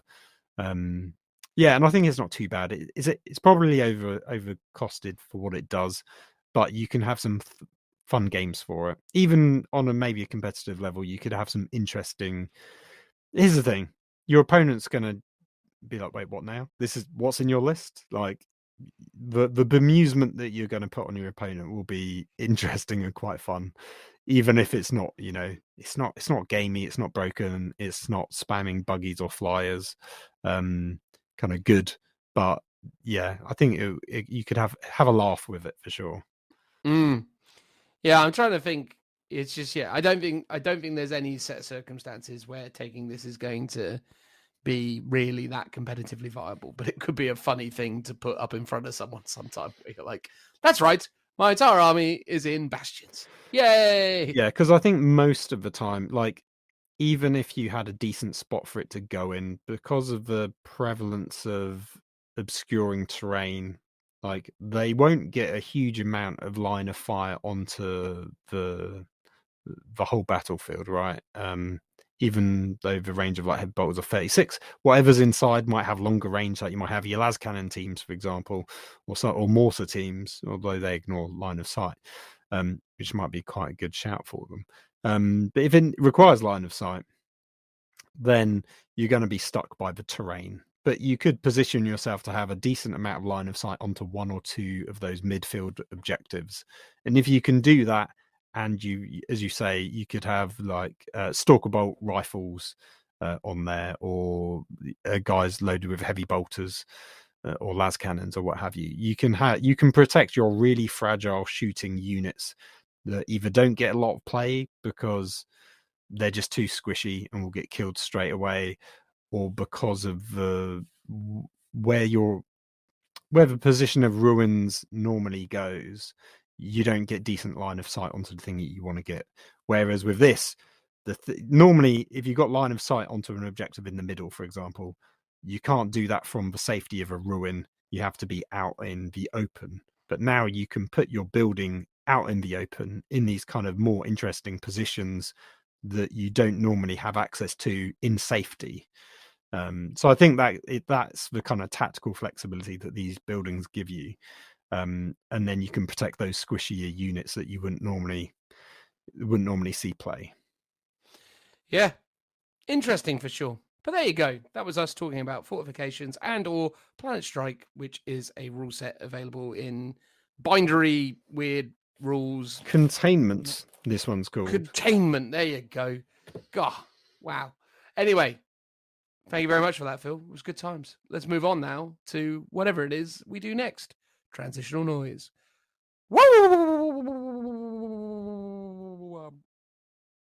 And that is it. Although, again, everyone already understands because you've hopefully listened to this podcast before. It's not really it. We're now going to do community questions and have some general jibber jabber on the topic of Warhammer 40,000. Phil, on the general jibber jabber topic, I have to make a grievous and hurtful admittance. No. I have to utter the truths. I don't think I'm going to finish the Unnumbered Suns to a satisfactory quality that I would be comfortable taking them to RFW in 2 weeks' time. Sure. I don't think it can be done, Phil. I don't think it will be done. I unfortunately have struggled to maintain the momentum, and ultimately I was doing my timelines on it the other day, and I was like, right, I need to paint X amount of stuff in 2 weeks. And although I timelined out and went, actually, I could probably do it, I'm just not comfortable that it will be done to a good quality. And my aspiration for this army was to do it well. And I think at the end of the day, if I can't do it well, then I don't want to rush it and then jeopardize the good work that I've done on existing figures in that collection. No, I'm in the exact same position with my Minotaurs. I'm still painting up my two Contemptors. I don't want to do a dodgy paint job just to go, oh, it's finished. Not that I would do that. My aspiration, because I don't think I'd get it all done, is I'd get 90% of it done with the exclusion of transfers and weathering. But if I can do all the rest and get the base painted up, then it'll be decent for the tabletop, and then I can finish off those extra details afterwards. But similar to you, I might not get there in time. I want to continue planning on painting up on the weekends and stuff to get it done in the evenings. But it might not happen. So yeah, if I don't get to that stage, then I'll be rocking my guard. And that's cool as well because we've now got some new rules that I want to try out. So I'm quite keen just to do that anyway. I was going to say that is a pretty big win for you anyway, right? That the Guard have got those new rules. I wouldn't be surprised if you were just genuinely wanting to try out the sexy new Guard rules. So yeah, no, totally fair enough. I think it's a shame because I felt like I was in a good place with it a few weeks ago, but a few weeks ago it seems to have just flown by, and I just haven't been able to get into the groove of stuff. I've been doing a lot of gaming. I've been really busy. Like, and when I say really busy, I don't mean like, oh, life is busy. I've been busy doing fun stuff. Like I've, been lucky to be able to go to some gigs, or, I went to watch the WWE the other day, Phil. That was a laugh on Saturday. I went to watch the old wrestling, the old graps. But that was like, a weekend that was supposed to be spent painting, doing other things. Did you play a Crusade game with Richard on the weekend as well? I did also play a Crusade game with Richard on the weekend. I'm annoyed that he popped your Crusade cherry. I was hoping to be able to do that. Well, look, mate, if I'm honest with you, it wasn't a Crusade game because I didn't take a Crusade force. I just took a normal army. Richie was like, oh, this is a Crusade thing with this stuff and this stuff. And I was like, yeah, sure, whatever. I'm just taking So I'm you just taking played some it as stuff. if it was a normal game. Yeah, and I didn't take any agendas. He was like, right, well, you got to pick agendas. I don't want to. Well, Like, that's the thing. They always advertised it as such that one person can play like a tournament list, but other person can play their Crusade game, and it's meant to work. So did it work? I mean, sure, why not? I mean, we played a game of 40k using the mission structures from the Crusade book. Richie randomly had Reavers that could reroll ones natively for some reason because Crusade. But other than that, yeah, no, I honestly couldn't necessarily remark there was that much different about it, other than the way the missions were structured. Because but again, so I wouldn't say I've popped that cherry. It was like going back and playing Eternal War 2018. Well, that is the glory days of the old.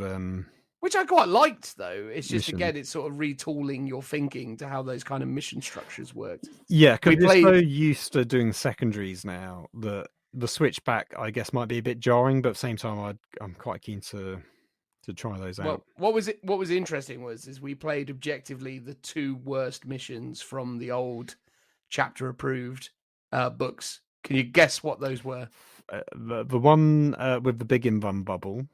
Yes, we played that one where the big invuln bubble is you lose your invulnerable save bubble. Yeah.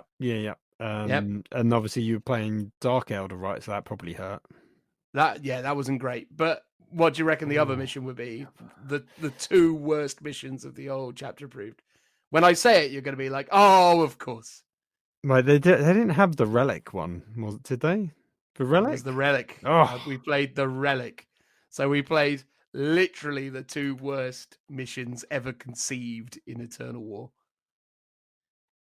And still it was fun. I quite liked the relic as a concept. You are a psychopath. The times when I didn't enjoy it is I remember it's every time. I did a doubles game. I can't remember if it was with Richard or with Joe. Basically, someone put their Sakaran tank on top of the objective. Like they do. And I was like, no, you because in my mind, you can't put things on objectives because that's just too janky. But I think in those days, there was no rare rules to explain whether you could or couldn't. So because it was a flat token, you couldn't. Although in chapter approved, they told you how to make objectives and make them thematic, and you put them on a base and they would have things on them. So by that logic, you couldn't. Anyway, yeah, he basically plonked a 20 plus 30 plus wound Sakaran tank on top of this objective and was like, have fun with this. And we're like, oh dear, this is going to be a tough mission. Indeed. Have fun with this. No, I won't.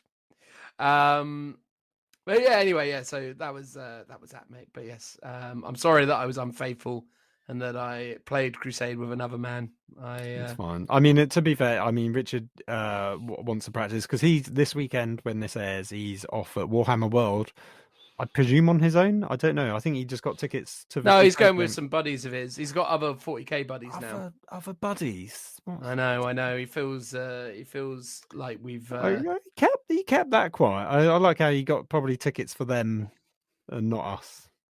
That is exactly what happened, yeah. But that's because, unlike us, they actually immediately committed to the idea rather than doing what we usually do, which is getting confused or not being sure what day of the week it is. Yeah, I mean, to be fair, I would like to do it, but I think my logic is we've got enough 40k stuff on at the moment. Oh, totally. And I was wanting to dedicate all my weekends to the rapid fire weekend in terms of painting and stuff. Oh man, I wanted that as well, and that's the other thing. I'm busy this weekend, and I'm busy next weekend, and then I'm busy the weekend, which is actually the RFW weekend. So literally, I'm just busy all the time, Phil. But there you go, doing fun stuff though. I'm going to be having a good time with it, but it's not painting small toy soldiers. But there you go.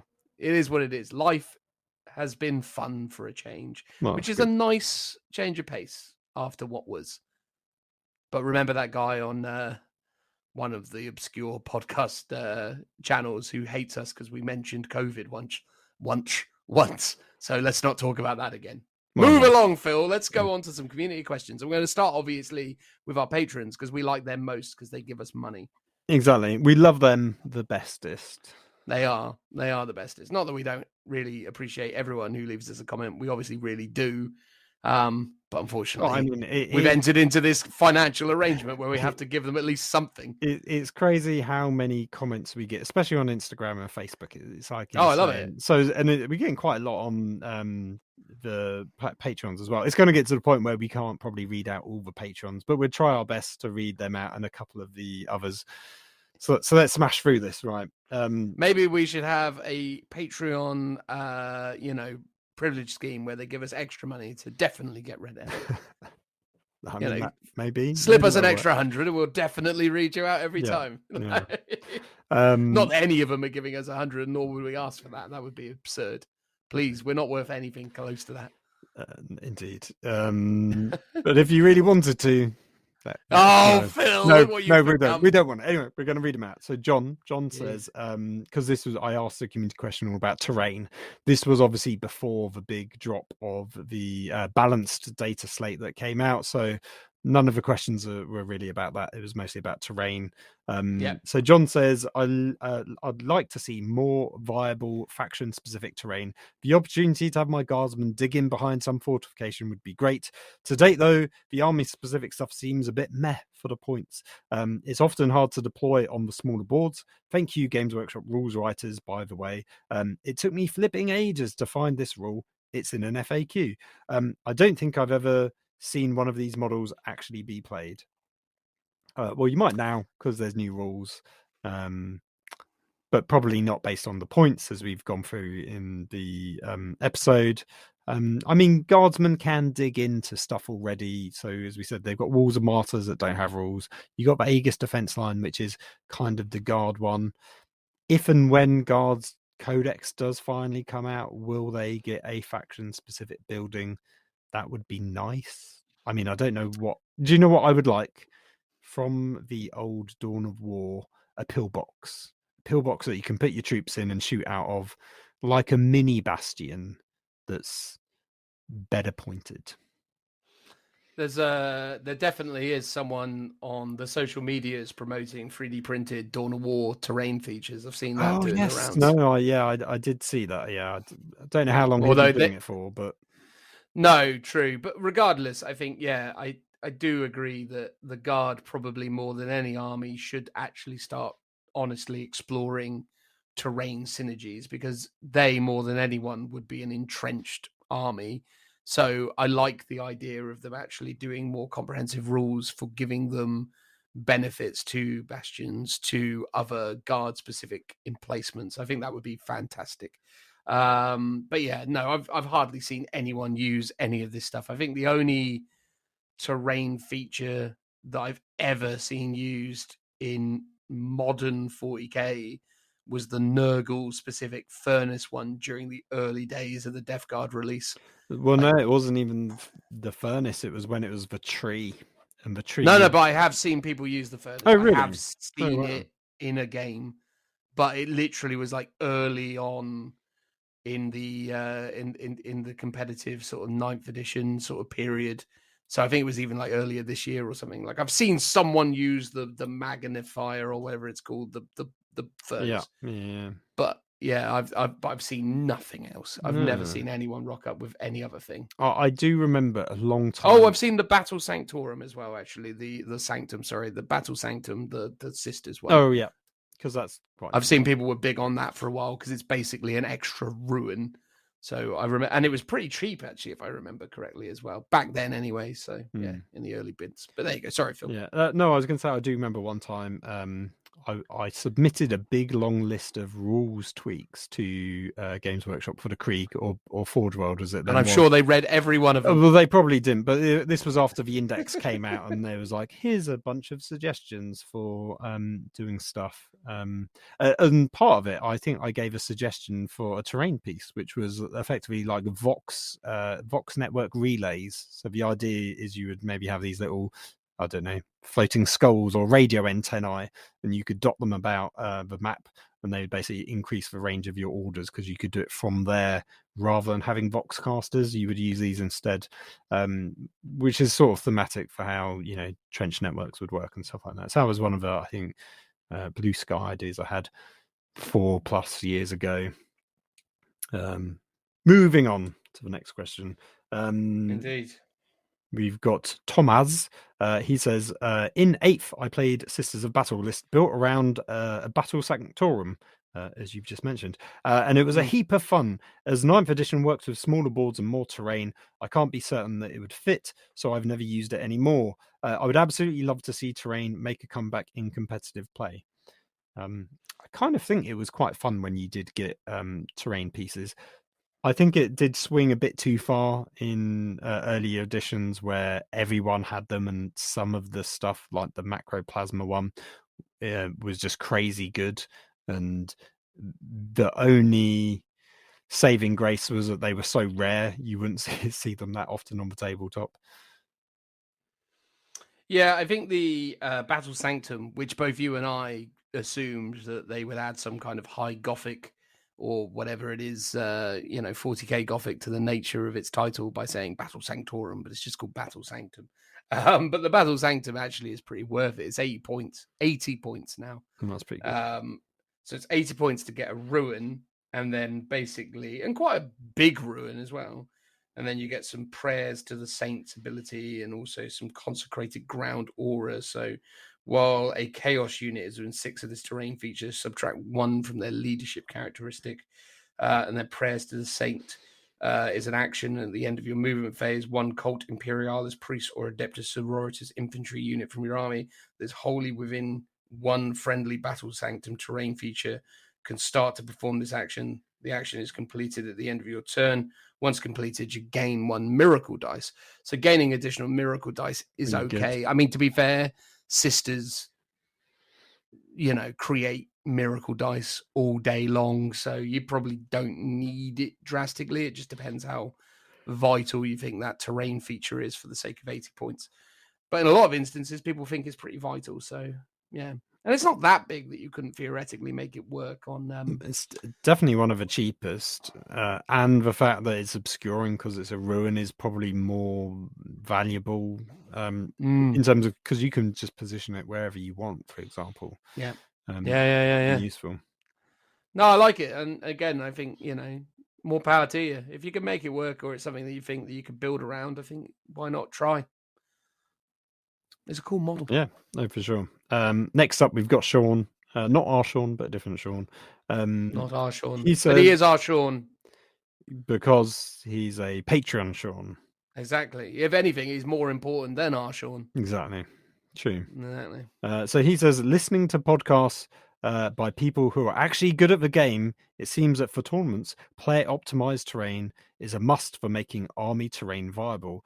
No one wants to spend points on army terrain just to have nowhere to place it where it can have an impact on the game. He then follows this up with a second comment that says, not to imply that the Lookout Sir Brain Trust isn't the epitome of skill and grace when it comes to 40k. When I say people who are actually good at the game, what I meant to make clear was that it was not, in my opinion, as a 40k Muppet, but the observations of those with tournament winning ambitions. I'm assuming he's not saying we're Muppets, but just people in general. I think he was saying he himself is a Muppet. But in a polite way, I think he was In a saying polite so, way, yes. I think that's what he was saying. But, you know, obviously, thank you very much for trying to protect our egos, but we both know that I'm past it now. My best years are behind me, and, you know, and those, Phil never got there. Yes, I mean, you've got some best painted awards. I think you were hoping that you would have a comeback with your 6 Flyer Elders, but now it's just 2 Flyer Elders, and maybe not so much. Nah, that ship has sailed, or that plane has departed, I suppose. Anyway, look, I think the point that you were essentially echoing there is that why would you add a terrain feature to your list when the boards and games of 40k that you're playing at a quotation mark competitive level are so heavily populated with terrain? It's highly unlikely that you're going to find anywhere on the board for you to put this stuff. And I do take on board that point, and I think actually you're pretty accurate. But that's why potentially there is value in these slightly smaller footprint things like bastions, which can potentially be a nuisance to certain armies. As I say, Imperial Knights are not going to appreciate not being able to get into your back lines, which again, with some tactical bastion placement, may be the case. So. Yeah, because obviously with predetermined maps that you can see. So, for example, Warhammer World's got a bunch of here's where the terrain's being placed. You end up with like lanes that your big walkers can go through in between the ruins. Potentially, you could stick a bastion down between 2 of them and block it out from reaching anything in your backfield. Which could be handy for protecting all your line of sight, ignoring artillery, for example. I think there are a few other tournaments with different formats. So one where you I think there's one that I've seen around in America where you alternate placing the terrain.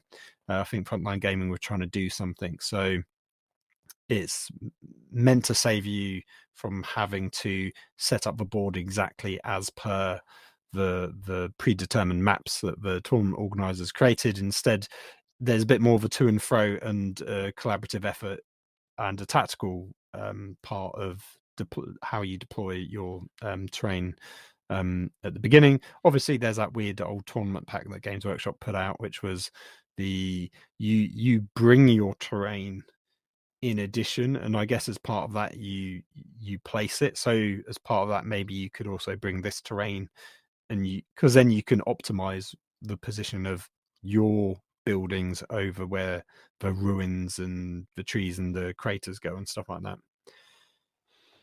Yeah, I mean, I'm just looking at photos of Games Workshop's terrain layouts that they used at the Orlando events, and I'm looking at the diagrams that they're using in some of their missions packs. And actually, when you look at the footprint of this terrain and the space that isn't really available between the locations, you can very easily slip a bastion into these spaces and cause some serious slip one home. No, absolutely, mate, absolutely. And the thing is as well, though, right? Because you can get some really weird, janky interactions as well. Because the way they've laid out the terrain, you can put the bastions in, and then you could basically do that really annoying thing where you go, my infantry models are 1 inch away from this wall, which means that you can't declare a charge on them on the wall, but also you can't phase through because you can't be outside of 1 inch at any point. So the only way that you're going to get to those models is to go up and over, which is obviously an option, but still, it's one of those things. You could create some really annoying barriers. Yeah, I do hate that. that rule that you do with ruin. Oh, I hate it. I it's absolutely hate it. It's the kind of janky interaction that they tried so hard to get rid of with all the addition of the kind of the stratagems in 9th edition, like for wrapping and trapping units and stuff like that. But yeah, it seems to be the go-to thing that people still do quite often, which is a bit annoying. So There you go. We got one last one from Patreon from Alex. He said it'd be great if they had the durability of a Titan and maybe indestructible. You can't plonk it on an objective, but it makes it that much harder for your opponent to encroach into your deployment zone on a particular flank. Core rules should allow you to move one piece of terrain in your deployment zone for cover, strategy, deployment purposes anyway. No, that's quite an interesting one. So I guess he's sort of saying maybe like a stratagem, or just if you're going second, maybe you get to move a piece of terrain around to your benefit, which kind of goes against how tournaments work because they optimize the terrain placement, for example. But I see where he's coming from. Yeah, I get that. Interestingly, there was a statement there where you can't put you can't put it on top of an objective, but we've established that you actually can. Yeah, at least if that's I think he's saying they should be indestructible, but you can't put them on objectives. Oh, I so see. That's his what ideal. Okay, fine. Yeah. Ideal thing is, I think the fact that buildings can hold objectives is a bit janky, but I sort of understand it. I love the Planet Strike version where you put an objective inside, and it's like this is the like that. This is the objective to take, because objectives in real war tend to not be arbitrary dots on a map or a point in an open battlefield in no man's land. It's normally buildings that you've got to take, or cache ammo dump, stuff like that. Something of physical importance that is an actual thing on the tabletop, not just a coordinate that doesn't have anything there, which I've always found really weird about objectives. Yeah, no, agreed. Awesome. What's next, Phil? We got one from Toke. The man himself. Are we going to do Toke? We're going to. We are. Well, not like that, but we are going to do it. So he's commented over on Facebook. He says, faction terrain. I'm pro terrain, but it should be kept sensible. Stuff like the Fortress of Redemption and the tower with the big old plasma. Stuff that size, in my opinion, is too big. Stuff like the Wall of Martyrs or Aegis is pretty fitting, and some decent rules would definitely make me want to use them. It would be great if we saw terrain that works with certain models. So, for example, a bunker with a comms relay, stuff in a character, and its buff and aura gets extended.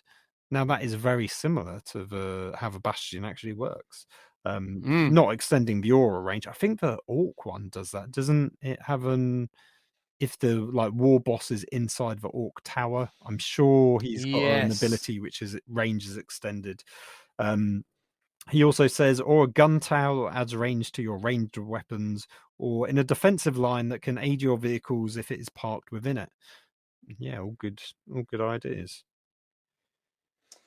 So on the topic of the Big Ed Boss Bunker, the Big Ed Boss Bunker has a War ability, which is if your warlord is a war boss, then once per battle. Oh, hang on, that's just War. That's War. Open topped in your shooting phase, embarked, ramshackle, explodes, shouting pole. Here we go. While a war boss model is embarked upon this transport, the bearer gains the war boss model's war boss, beast boss, or flash gits aura ability. So there you go. So you basically get the aura on it because they're presumably shouting from within. Yeah, that's pretty cool. God bless them. So, but yeah, I'd love to see more of that kind of stuff happening with terrain, and I do think they are doing it to the greater extent of what's happening at the moment. So yeah, I think it's a pretty good situation on the terrain front. Odd though, because again, all the specialist terrain is greatly reduced in cost versus this generic stuff. Yeah, I mean, because the Big Ed Boss Bunker is 75 points. Oh my god, yeah, that is cheap. Because you used to have things like the Promethean pipes, the ammo dumps that you could buy, and they would give you like reroll ones to hit, or your flamer weapons could like reroll the number of shots or something. But then if you were behind it and you were shot and you like rolled a 1 for your save, it would consider to like blow up the pipe and you would like take mortal wounds and stuff. So I remember the index rules had some really flavorful rules for sure. Oh, totally. Should we do one more? Please, mate. Let's do one more. So we've got Michael still on Facebook. Sorry, Instagram people. We don't have time. Oh, we're going to do one Instagram one as well. Oh, I okay. refuse to not do another Instagram one. So we'll do 2 more. Okay, fair enough. So Michael said, I would love to see nice terrain rules. It does seem wasteful to me to spend points on them instead of deploying more models in a competitive setting. For casual games or narrative, it seems fine to me, but I would love to spend points on them. In my opinion, passive terrain features that models from both armies can move into and actively use instead of their own weapons does also seem like a great way to implement terrain. Fair point. I have fond memories of big apocalypse battles where one side would deploy a big defensive line with bunkers, trenches, AA guns and bastions and try to hold out against an assault force slowly bearing down on them. The defenders would earn points for every bunker and defense point that they held every turn, and the attacker would try and take those points to earn those points instead. That seems like a really cool idea as well. Oh, I like that. I think, again, people are coming up with some really interesting ways to integrate terrain into armies, but also into gameplay, which is super fun. And I think that's the thing about terrain and why terrain is so exciting and why people have often said that it's the third player, right? And obviously, with all due respect to those that have interpreted this as being what it needs to be for the competitive game, I'm still someone who really likes the thematic aspect of it. And I do like the idea of creating boards or, thematic situations using terrain that feel more, realistic or more just generally interesting to the narrative of the game that we're trying to play. What's interesting is in December we're going up to Warhammer World, aren't we? There's a bunch of the Lookout Sir crew. All of us, in fact, are going up to Warhammer World. We got some tables booked. One of them is the Jamigan Bridge, which is one of their narrative, massive sized tables. That actually, I can't wait to hardly finish a game on it. Well, I know, yeah, it'd be quite a big one. But that one, I think we could all do like a big old game on it. Could do Planet Strike because there's a bunch of buildings, and like I think it's got the Fortress of Redemption built into it, so we could actually make use of some of these rules, I think, and do a fun game, 3 versus 3. We could do 2v2, but then Tim could just be nids falling from the sky constantly. Well, that's true, yeah. Because unfortunately, we've always got the Tim problem, which is like he's brought the nids. How'd you get them in? Ah, dang it! Exactly. But anyway, yeah, that could be super fun. But no, I like the idea of some of the more kind of thematic elements, and I think ultimately coming up with stuff that does that is cool. Yeah, I still remember one of the best stories of the Blue Meanies, which was yours and Richie's doubles tournament, where I think it was with maybe Screamers potentially. I can't remember what. No, it was with Flamers. Flamers, that was it. So you'd come down onto an Aegis defense line, and either you'd already killed the stuff or the Flamers killed the stuff that were holding the Aegis defense line, and then it was either, I think, in the following turn you got to shoot the quad gun, because in those rules it was whoever was just next to it could fire it. So it was their model that they had paid points for, but you had basically stolen it off of them and you got to shoot with. And also the Flamers had crazy high ballistic skill as well, so you were like hitting on 2s with the quad gun. And that to me is like quintessential, like those cool gaming moments where you're like, you can't make that stuff up. It was risky though, right? Because had we even scattered 1 inch, we would have lost that unit, or at least had a deep strike mishap with them. But we rolled the hit. We came in, we burned the dudes off of the thing, and then subsequently started flinging quad shells back at the Valkyrie that was floating around. And the Flamer of Zench managed to down it with their own quad. Nice. Oh, how we smiled! That's great. It was a good game. Cool. So last one from Cadian Sergeant Steele over on the old Instagram. He says, one of our favorites. Exactly. He should be pretty happy with those new Cadian rules. I would imagine so. He says, I really, really want them to be feasible. For match play, they are too overpriced, and the unit embarkation restrictions really hampers guard. Interesting. And correct me if I'm wrong, but nearly all of them lost their toughness 9 and are now toughness 8. This is true. That is true. That is true. That makes a huge difference for them being wounded. Once again, making them nothing more than immobile guard, Lord of War tanks with almost no guns. I think they should be at least viable in all play types. Fortifications can add a lot of fun and strategy to games. It's an absolute shame that they're so meh. That's the second person that said that. Once you factor in points and what they do. Yeah, I think the problem is with them is that they are overpointed, right? Like, I think that's the most consistent thing. Sky Shield landing pad, you're never going to take it. The only one of the entire selection that you might consider is the Bastion. Like, it's literally the only one that you might think about Aegis running. has some use, but it's just too expensive. I think the problem with the Yeah. Sky Shield is no matter the points and that action of what it does is so rubbish. Oh, it's terrible. You're basically just taking it for an invuln save of stuff on top. A terrible that's- invuln save. What was it? It's 6 up? 6 up. Awful. Yeah, like you'd be better You're off never just gonna taking take the Void Shield generator at that point. Well, of course you are. And the Void Shield generator is 60 points more, admittedly, but I mean, yeah. I don't really understand why they would do the rules for the Sky Shield landing pad that badly, other than they don't care about it. It's just something that they've got in their range at the moment. And It's weird. I'm also pretty sure the Void Shield rules don't match the Void Shield rules elsewhere in the game. Because didn't they used to have? I can't remember if they changed it, but they used to have a certain number of points that they would eat through before the shield would disappear, and then the shield could correct. regenerate. Yeah. I can't remember if they updated that in 9th because I do remember. No, but those are still the rules for the Void Shields on the Forge World thing. So, like the floaty Space Marine tank has those Void Shields. Astraeus, I think that one is. The Astraeus, yeah, that has the Void Shield. Thing is, though, for his point about transport capacity in guard, I'm not entirely sure I agree that it's infeasible or that it doesn't necessarily massively support them. Again, heavy weapons team, what, 2 wound unit? Yeah, I wonder if it's the restriction on the number of units you can take. So, but there's a thing, right? Heavy weapons teams are 2 wound units, right? Yeah. And admittedly, they max out at what, 3 models, or can you take them up to 6 in a squad? You can for a heavy weapon team, you can take 3 of them, and they are So you could take 3 heavy weapons teams in one of these things, and that would still only count as 9 transport capacity. Yeah, I guess here's the thing. reasonable. So Fortress of Redemption can take 30 infantry, but only 2 units. So it's impossible to fit, in theory, you could put 3 10-man units. Oh, is there a in unit restriction? Yeah, on so those? Fortress of Redemption. What's the Bastion's units restriction?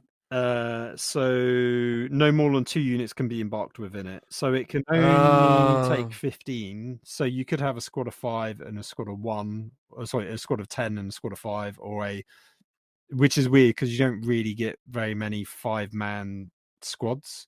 Like basically, you can't fit in a heavy weapons squad of 3 plus a 10-man squad, for example. It's like Put 5 Centurions in there. They're infantry, so you couldn't you? Yeah, of course you can. Just 5 Centurions. That'll do fine. But that isn't guard. That's something else entirely. No, exactly. All right, okay. We overlooked that in the actual. Yeah, because I guess it's more like, you could put a character plus 10-man squad. You're just not optimizing the space, and I think they've done that to cater for characters and wounds of varying sizes. So it's obviously not going to be optimized for a particular army. Although you would argue things like Bastions, maybe if they are going to be optimized, it would either be for Space Marines or Imperial Guard, because they're the people that are lore-wise have been building these.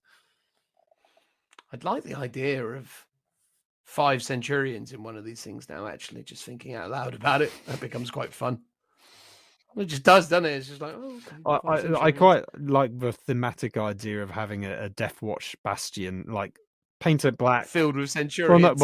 Filled with whatever, just visually, like paint it black, silver trim, big like silver trim.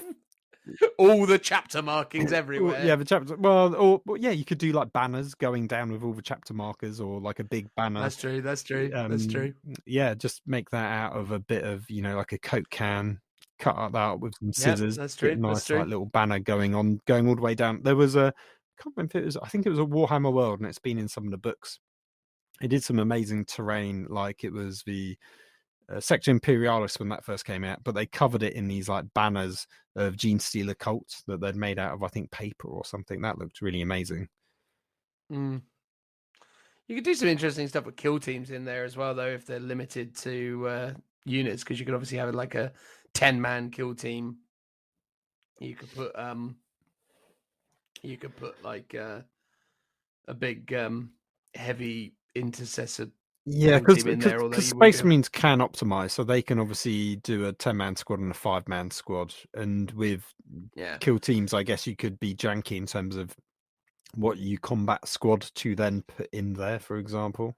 Yeah, you could do some weird shenanigans with it. But then saying that, so hold on, let me just check the wounds, because Space Marines are 2 wounds.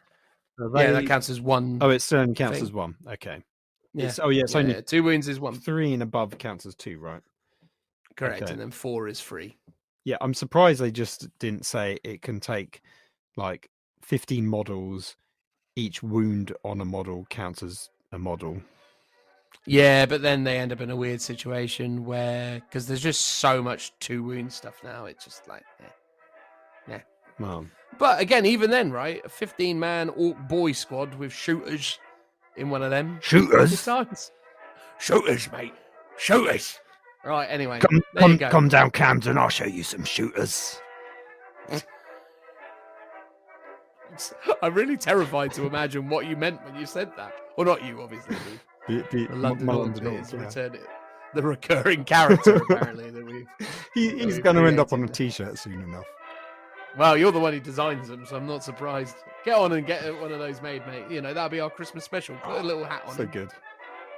There you go. Get it done. Quick shout out to our last episode. I was talking about de-Christmasifying the Red Gobbo, and someone mentioned. So what's it called? There's that kind of general.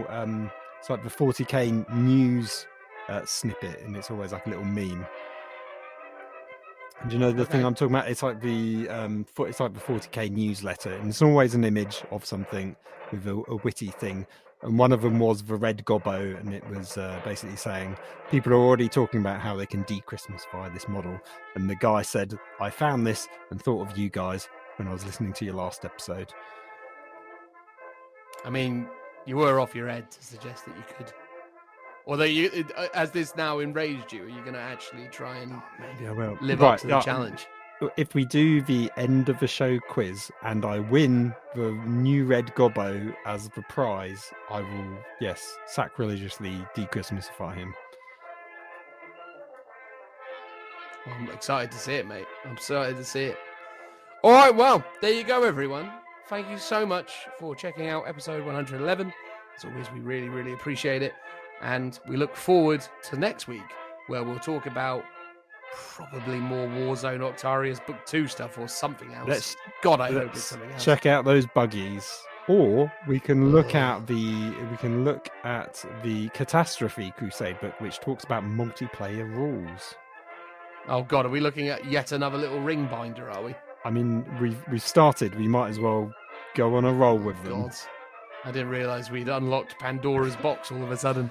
But they do. Anyway, goodbye, everyone. Keep slipping in my basket. Goodbye, everyone. Goodbye. Goodbye. Bye-bye.